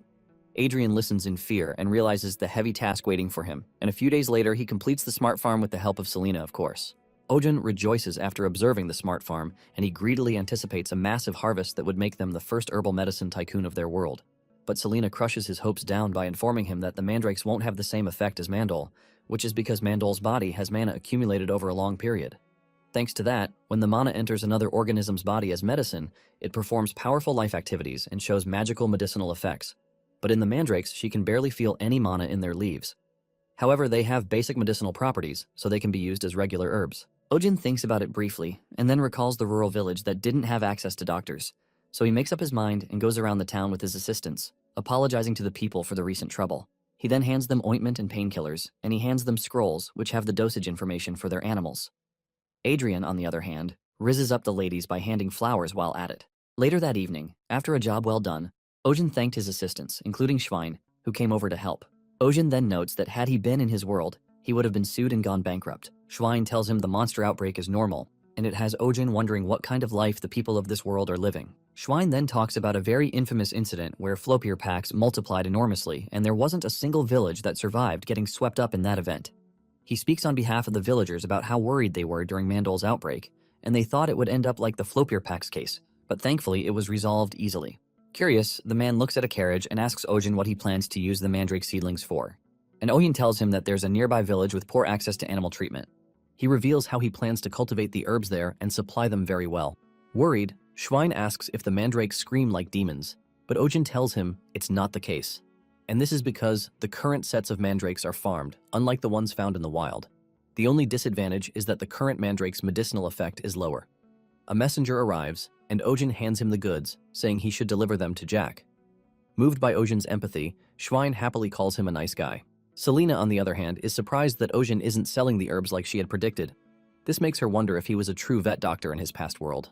Ojin turns to Selena and asks her to decide for herself for the smart farm business. She doesn't understand him, but then he tells her that if she has a conscience, she has to make up for the damage caused to the hospital by this incident. Immediately, her good review about him changes, and she concludes Ojin is crazy about money. Days later, the hospital resumes normally, and as the employees diligently do their jobs, Mandal moves about without a care of anything in the world. But the people who have experienced its shriek anxiously stares at it, hoping it won't cause them trouble. Ohyun and Seonja observe the entire hospital's dealings, noting if that's how a corporate chairman feels. Tor, who has joined them as a worker in the hospital, tells Ojin about the next patient, so he checks the chart and learns the patient is a Cerberus, so he wonders if it matches the same one he knows in the Greek mythology he likes. With that, he happily calls for the next patient, glad he'll get to see Cerberus, known as the gatekeepers of hell in real life. Tor ushered the patients in, and Ohyun is disappointed that they do not match what he knows. Instead, he sees a three-dog-headed creature biting itself, and he thinks of them as idiots. On a normal note, Ojin loves dogs that are a bit silly, especially ferocious dogs whose expression changes after seeing something sweet like a potato or ready to play with a ball. But in the case of the Cerberus biting itself, Ojin sees that it's extremely silly. The servants, tired of watching the three heads fight, bring 3 dishes to get them to cooperate, and immediately Cerberus sees the food. The heads start feasting individually on their food, and things return smoothly, or so they thought. Draco, a greedy head done with its food, tries eating from Penpen's, so Penpen bites it, and they get into a brawl. Pissed from watching their reactions, Ojin asks for 3 muzzles, and he uses the items to restrict them. There he learns the names and behaviors of the 3 heads, and he's amazed by their different personalities that he compares them to Siamese twins whose personalities are more often than not similar due to sharing the same nervous systems despite having different brains. Gerard, the pet owner, then enlightens Ojin by telling him that not only do the heads have different personalities, but they also have different food preferences and abilities. Draco, the violent one, loves meat and is an expert in peripheral vision. Kaiba, on the other hand, is the opposite, and it has a keen sense of smell. As for Penpen, it is the calmest of the 3 and it has a keen sense of hearing. Since the trio has different food preferences, feeding them their favorites leads to a balanced diet. Gerard pets them, noting that they are quite compatible with each other. After all, they've grown accustomed to each other. Since their birth, he used to take them for walks every day without fail, and the way they licked and doted on each other was so angelic. Upon hearing the story, Ojin realizes that the Cerberus aren't the guardians of hell like in Greek mythology, so he is disappointed. Gerard then informs Ojin about how, on a particular day, Draco and the other dog heads started biting themselves, and he had tried warning them about the dangers of it, but being so adamant, they'd hurt themselves almost every day, which is why they grew weaker as time passed. Ojin thinks about it for a bit, and wonders if he should call the condition fighting or self-harm, but Selena, who listened in, suggests none of the words fit Cerberus's criteria. She explains how it's normal for animals to dote on themselves and bite their bodies all the time, believing it can be caused by a lot of stress, but Ojin says the situation doesn't seem right. While Selena and Ojin discuss how the Cerberus's situation isn't self-harming nor attacking each other, Gerard recognizes Selena, and he asks her if she has stayed at Aradella's palace. He then mentions seeing her when he visited the palace with his father back then when he was still a child. Shocked, Ojin quietly listens as Selena tries to act dumb about not knowing what Gerard was talking about, but then Gerard confirms she's the apprentice of the royal magician. As he continues talking to her, Draco gets pissed, and he starts fighting the other heads, so the servant informs Gerard about them. He gets worried, and Ojin orders Selena to grab one of their necks. As the dog heads continue wrestling, Sionia glares at them before yelling, and immediately they quiet down. Fed up with their behaviors, Ojin asks Taurus to get the neck collars ready. After putting them on, Cerberus looks depressed, and Gerard gets worried. Ojin recounts their behavior and notes that they were agitated while Gerard was talking with Selena, so he asks Gerard if they dislike women, but he brushes it off. He then thinks about it and realizes that they hate his fiancée, even though they've never met her. Curious, Ojin asks about her, and Gerard rambles on about her, calling her the beautiful daughter of Baron Barca. He doesn't spare the unnecessary details, and while he speaks about her, Draco reacts badly, and the others follow suit. Noticing this, Ojin instructs them to remove the collar, then he checks Draco's pulse and sees it's okay, despite the rough breathing, so he informs Gerard that Cerberus will be hospitalized. Gerard gets worried since he has never been a day apart from them, but Ojin calls him over before whispering some words to him. Immediately, he dashes off, crying, saying he'll come back the next day. As soon as he leaves, they dash towards the door and scratch it, wanting to follow suit. But just then, Ojin instructs Gerard to come in, and once they see him, they happily play with him. That's when Ojin concludes that it was an act. He then suspects the self-harm habit too could be related, so he asks Gerard when the dogheads started attacking each other, and Gerard says it's about 5 to 6 months ago. Ojin then asks him when he met his fiancée, and Gerard realizes it's about the same time. So Ojin informs him that the reason behind the Cerberus aggression, sleep deprivation, and deteriorating health is due to jealousy towards his fiancée. Gerard is surprised to learn of this, so Ojin explains it properly by reminding him that he said he hasn't spent a day away from them since the moment they were born, which means their attachment to him is very strong. To the Mutts, he is the most important person in their world. Now when he starts showing interest to someone other than them, they'll enter a crisis and start exhibiting various extreme behaviors to get his attention. Gerard is shocked to learn that it was the entire problem, but then Ojin tells him not to worry because it's something lots of pet owners face, but the only difference is the degree. Worried, he asks if there's a fix, and Ojin assures him, but earns him that it requires time and effort. First, they need to change the negative emotions the Mutts have towards his fiancée, and that's the way to get them along. For starters, whenever Gerard mentions his fiancée, he should praise and reward the dogheads more than usual. Then on items that have his fiancé's scent, he should put snacks that they like and praise them a lot whenever they show interest in the snacks. It won't be an easy effort, but Gerard should repeat it over again, and if the dogs eat the snacks covered in his fiancé's scent by mistake, he should praise them very well for it. The next step is socialization training. because the attachment bond between Gerard and the mutts is so strong there's no room for outsiders. That is why Ojin suggests they disperse the excessive attention the mutts pour onto the guardian a little. Ojin then asks if there are other animals in the castle, and Gerard affirms, albeit the creatures are terribly afraid of the Cerberus, and this makes Gerard realize that he spoiled them a lot. Ojin then suggests a beast-type mammal, one that isn't terrified of Cerberuses. He informs Gerard that he has the right animal for the task, so they bring Julian, a Fenrir. Once the mutts see Julian, they growl at it, and Julian doesn't back down either. The maids and everyone try their best to get the mutts to get along, but it's of no use. Ojin then wishes he had a frisbee, and to his surprise, his dragon necklace grants him his wish, so he throws it, and for the first time seeing the item, the mutts chase after it, and they play fetch. The case goes on and on for a few hours till they are gassed out. Julian's owner observes the Cerberus and notes that they haven't been neutered yet, so Ojin explains that the mutts are still young despite their physical size. This makes Julian's owner glare at Gerard, who is confused by what the man wants. Later that night, Gerard's fiancée, Rosalina, writes to him about regretting the fact that she can't meet with him yet, and she can't wait for his pet to open their heart to her. As Gerard reads the letter, he blushes like a young child and notes he can wait forever for her. He calls her an understanding person and says her heart is as beautiful as her appearance. The mutts get jealous and start growling, but Gerard remembers Odin's words of advice, which is for him not to react to the pet's jealousy-inducing behaviors. While the servant tries to calm the dog's head who are attacking each other, Gerard calls out their names and orders them to stop, and he's glad when they listen to him. The next thing he does, after noting they are anxious, is that he reassures them, vowing not to abandon them. As he pets their head, he tells them that they are getting one more wonderful family member, and he wants them to look forward to it rather than worry because there'll be 2 people who love them. A few days later, Gerard shows up at the hospital and happily informs Ojin that the mutts have improved a lot and they no longer try to tear or bury Rosalina's things anymore. Relieved, Ojin tells them that it's time to move to the final step, which is meeting with the fiancé. When the day arrives, the Barca carriage shows up right in front of the hospital as planned, but just before then, the dog heads growled in tension, and Gerard worries if it's okay for them to meet with his fiancé. Ojin calms him down and assures him that they have an emergency measure, Selena holding sedative syringes in case the mutts lose it. By the time Rosalina arrives, Ojin and Selena expects to see a dazzling noble just like Gerard had described, but to their amazement, they see a huge macho girl that looks like she was once assigned to a guerrilla unit. The mutts see her and are immediately terrified of her, unlike their initial plan, which was to scare her away. Rosalina exclaims by calling them cute, then she walks straight to them. Ojin calls it a bad idea because one shouldn't approach mutts loudly, so he beckons on Selena to get ready, but to their surprise, the Cerberus doesn't attack her, and they simply accept their fate. Gerard is overjoyed once he sees them calmly nestling in Rosalina's arms and even accepting treats from her that he appreciates Ojin's method. Ojin, on the other hand, notes that the mutts quieted down and accepted Rosalina as their boss. Seeing the way things went smoothly, he wished they had met her sooner. Selena sees that Rosalina loves dogs, so she says they'll make a wonderful family. Ojin, who's enjoying the scene, suddenly feels a chill and he tells Selena about it, but then she's impressed that he can sense the change in the atmosphere. Selena then informs him that the energy in the air has been unusual and a severe cold spell is coming. Ojin wonders what causes it because the weather has been warm since, and a few days later he's caught a cold. He checks the weather outside and he's shocked to see how extreme the spell has gotten. Selena explains that it's a climate anomaly caused by mana deficiency, and it's because the world tree has started withering that the north continent is getting colder and the southern is getting hotter. Confused, Ojin asks why there is a climate crisis with no carbon emissions, but Selena tells him to get used to it. She says cold spells are usually shorter but extreme, and it's going to get much worse. Learning how bad the condition will be, Ojin cries while demanding that he is sent home.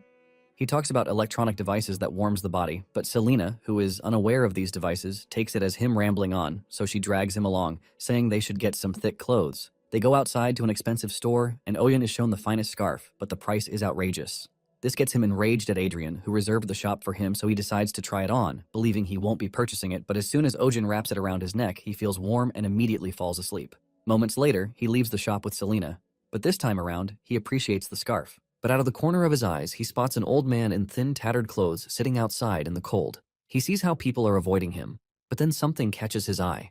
A creature hiding in the man's clothes, so he tosses a gold coin in the man's hat, and the old man looks up, shocked by Odin's act of kindness. Not only that, Ojin wraps him with his scarf, saying he needs to cover his neck. After all, the blood vessels going to his head are concentrated in the neck. Then the man should take care of his little friend wrapped in the coat. With that, he joins Selena while shivering, and they return to the hospital. There, they warm themselves. And he learns that the old man is a famous, skilled Dorka player who used to perform with an elder monkey. Shocked, knowing how difficult such a monkey is to tame, Ojin wonders how the old man managed to do so, and he even wonders if the man's performance is an animal abuse, but Selena tells him that the elder monkey's dance isn't trained. She explains that the durka is a traditional instrument from the southern regions, famous for its incredibly sorrowful and beautiful sound. When a skilled player performs, not only humans gather to listen, but also animals. Pio, who remembers how sleeping marmosets would wake up and dance when the old man played the durka, and they looked extremely happy. Convinced, Ojin talks about how animals react to certain sounds, and he talks about how camels used to tear up where he's from when they had the sound of the madugam. Confused, Ojin asks why such an accomplished musician ended up as a beggar. So Pio tells him that after an accident happened, the old man could no longer perform. Curious, Ojin wants to know what kind of accident the old man got himself into.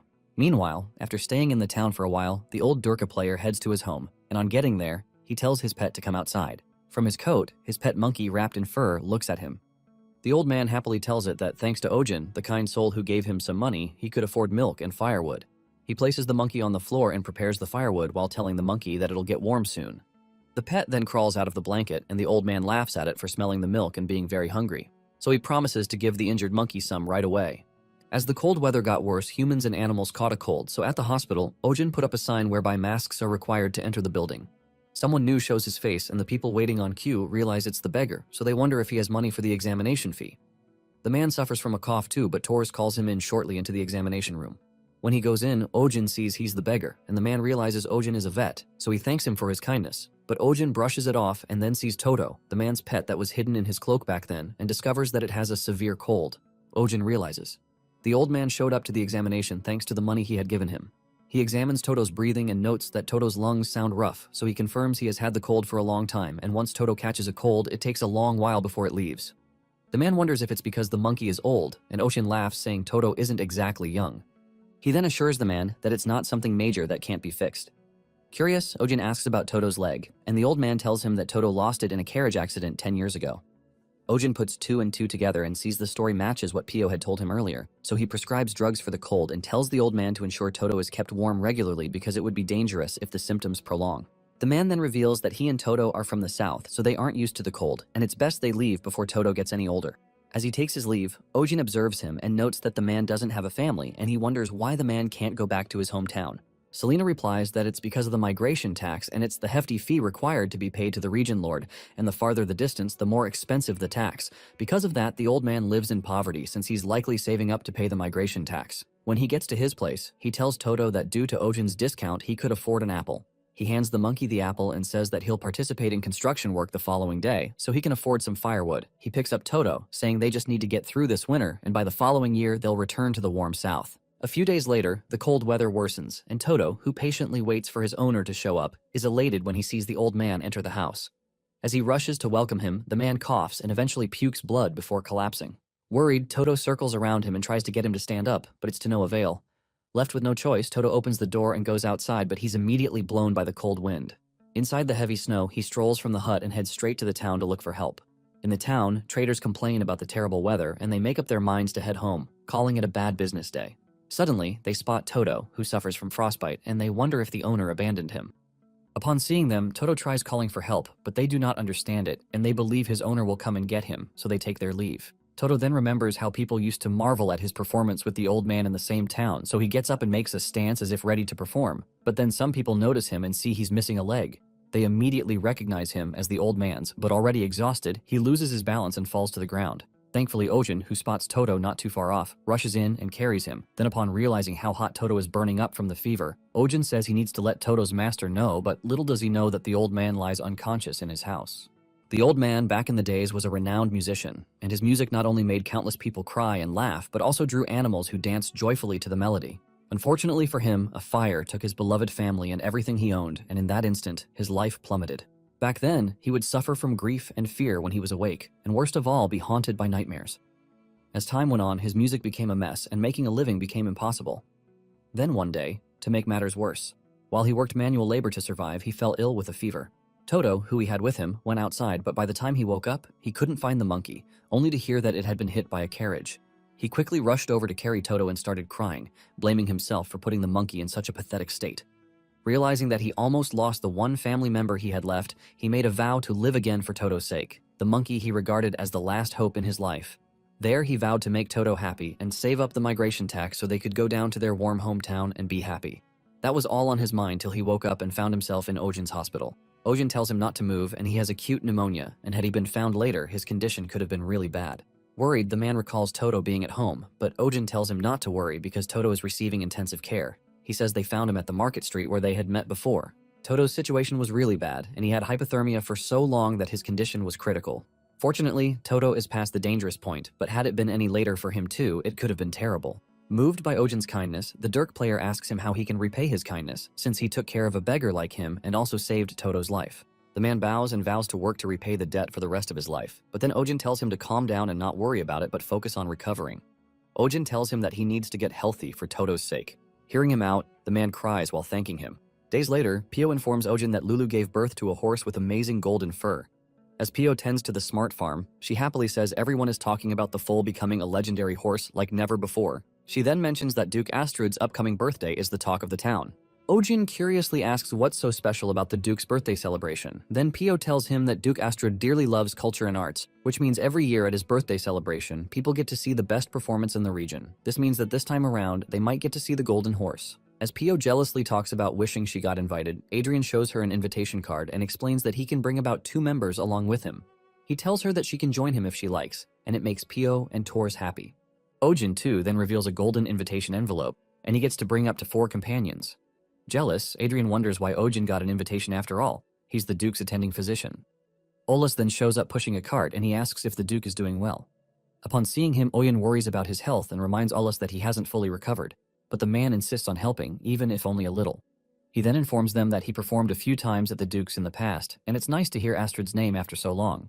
Olas then goes down the memory lane, recalling how the nice Duke and Duchess, who had deep knowledge of music, were the reason he bought a house back then, thanks to the performance fee he was given.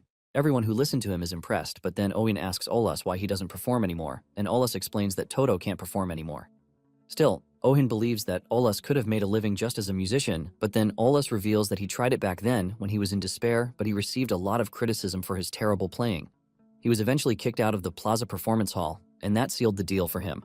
Back then, no matter how bad his music was or how tired, Todo always danced to his music as soon as Olas picked up his bow. He believed it was Todo that his audience loved the most, which was why after he couldn't dance anymore, he decided to stop playing. Also, he knows how well Todo loves his song, so if he tries playing it, Todo would want to dance to it, and the thought of the monkey being sad about having only one leg made him finalize his decision. After listening to him, Ojin pauses and thinks something up. Later at the Duke's castle, Astrid learns from one of his servants that Olas is still in the region and he's glad that he hasn't left. As he wonders if he can hear Ola's music once more, the servant tells him that the monkey who used to dance with him has gotten injured, so he can't dance anymore. The Duke feels sad for Todo, but then informs his men that he loved Ola's music more than Todo's dancing because, despite Ola not having any flashy techniques, there was something about his music that touched people's hearts. For that reason, he'll want to hear it again, so he sends his messenger to reach out to Olas and perform at the birthday celebration. Surprised that he got invited, Olas tries to tell them about Todo's condition, but the messenger tells him the Duke is aware, and the Duke's performance alone would suffice. He expects a positive response and even offers to pay whatever Olas wishes. Pio immediately rejoices, hoping that Olas will take the deal, because if he does, he can use the money to take Todo back to their hometown. Unfortunately, Olas glances at the monkey before rejecting the offer. Ojin, who can tell why, then offers to make sure Toto can dance. Surprised, Olas wonders what Ojin is spouting because no matter his specialty in health science, it doesn't seem possible to create a leg, so he asks Ojin how, and Ojin confesses that he can't create an actual leg, but there are plenty of ways to dance even without a leg. With that, he tells Olas to leave it to him. The Duke's birthday eventually arrives, and Ojin is crowded by female guests who praise him for recognizing Lulu's pregnancy at a glance and saving the Duchess from being swallowed by a snake with his bare hands. Adrian, who wants all the heat from the Silks because the rumors got it wrong, and he was the one involved in both cases. By the time Marianne sees him, she acts like a mother hen by protecting him from the other ladies, and especially taking him to his seat. By the time the Duke arrives at the hall, everyone greets him with a happy birthday, and he welcomes and thanks them for coming. With that, he commences the party by having Olas play for him at the banquet. Upon seeing Olas, the people murmur having recognized him as the beggar in the market. They also talk about his monkey missing a leg, and they say Astrid's compassion is excessive. As Olas holds the bow and prepares to start playing, his hands start trembling, but then he calms himself and promises to give his best performance for Todo's sake. The music captivates the audience, and once Todo recognizes the song, he jumps down and Marianne finally gets to see him. To their surprise, it stands up, and they wonder how, but just then, it showcases its prosthetic, and they are shocked to see the metal foot. The Duchess immediately concludes that it's Ojin's work because she could sense he was extraordinary during Lulu's case. She tells Astrid that Ojin is called the Spirit of Healing, and he was rumored to possess the skill to bring dead animals back to life. After witnessing the monkey's dance with the prosthetic, the Duchess immediately believes the rumors. Ojin, on the other hand, is glad that Todo has completely adapted to the prosthetic, and his movements are so natural. He notes that it was tough creating the exact size without a 3 days printer and admits that the blacksmith is quite impressive, so he should give him a bonus. Olas can't believe his eyes as he watches Toto dance freely, and he notes that it's like they have returned to the happy times in the past. He sheds a tear while playing and thanks Ojin and others who also listen to his music cry to it, noting that it's cheerful, but they can't explain why tears are falling. With that, Olas and Toto complete their score and they are applauded by the audience. Even the Duke joins in and calls it the best performance he's ever seen, and this makes Olas very happy. After the successful performance, Olas was heavily rewarded, and thanks to that, he and Toto finally left for their dream hometown.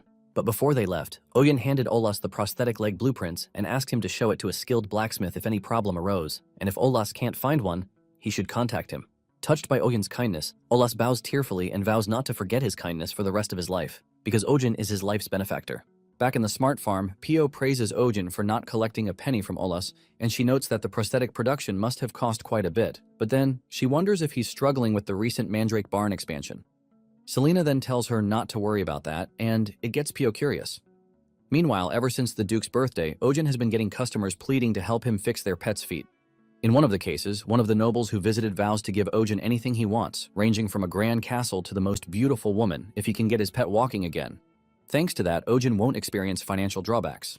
Later that day, Ojin shivers from the intense cold, and he asks Selena when the harsh winter will end. She tells him that it should have been over, but in cases like this, it'll take 2 to 3 weeks.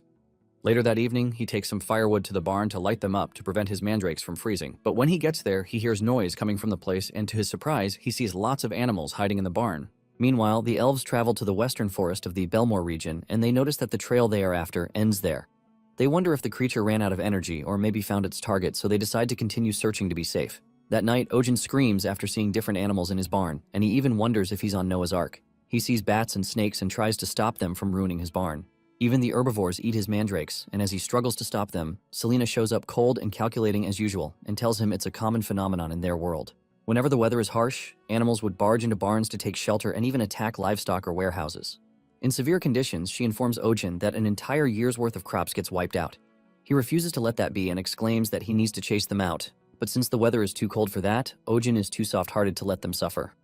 So during his precious day off from the hospital, he does manual labor alongside Adrian, who's pissed that a noble has to suffer in the cold. As he whines about getting his coat stained, Selena, who is carrying a ton of chopped wood, tells him to move aside.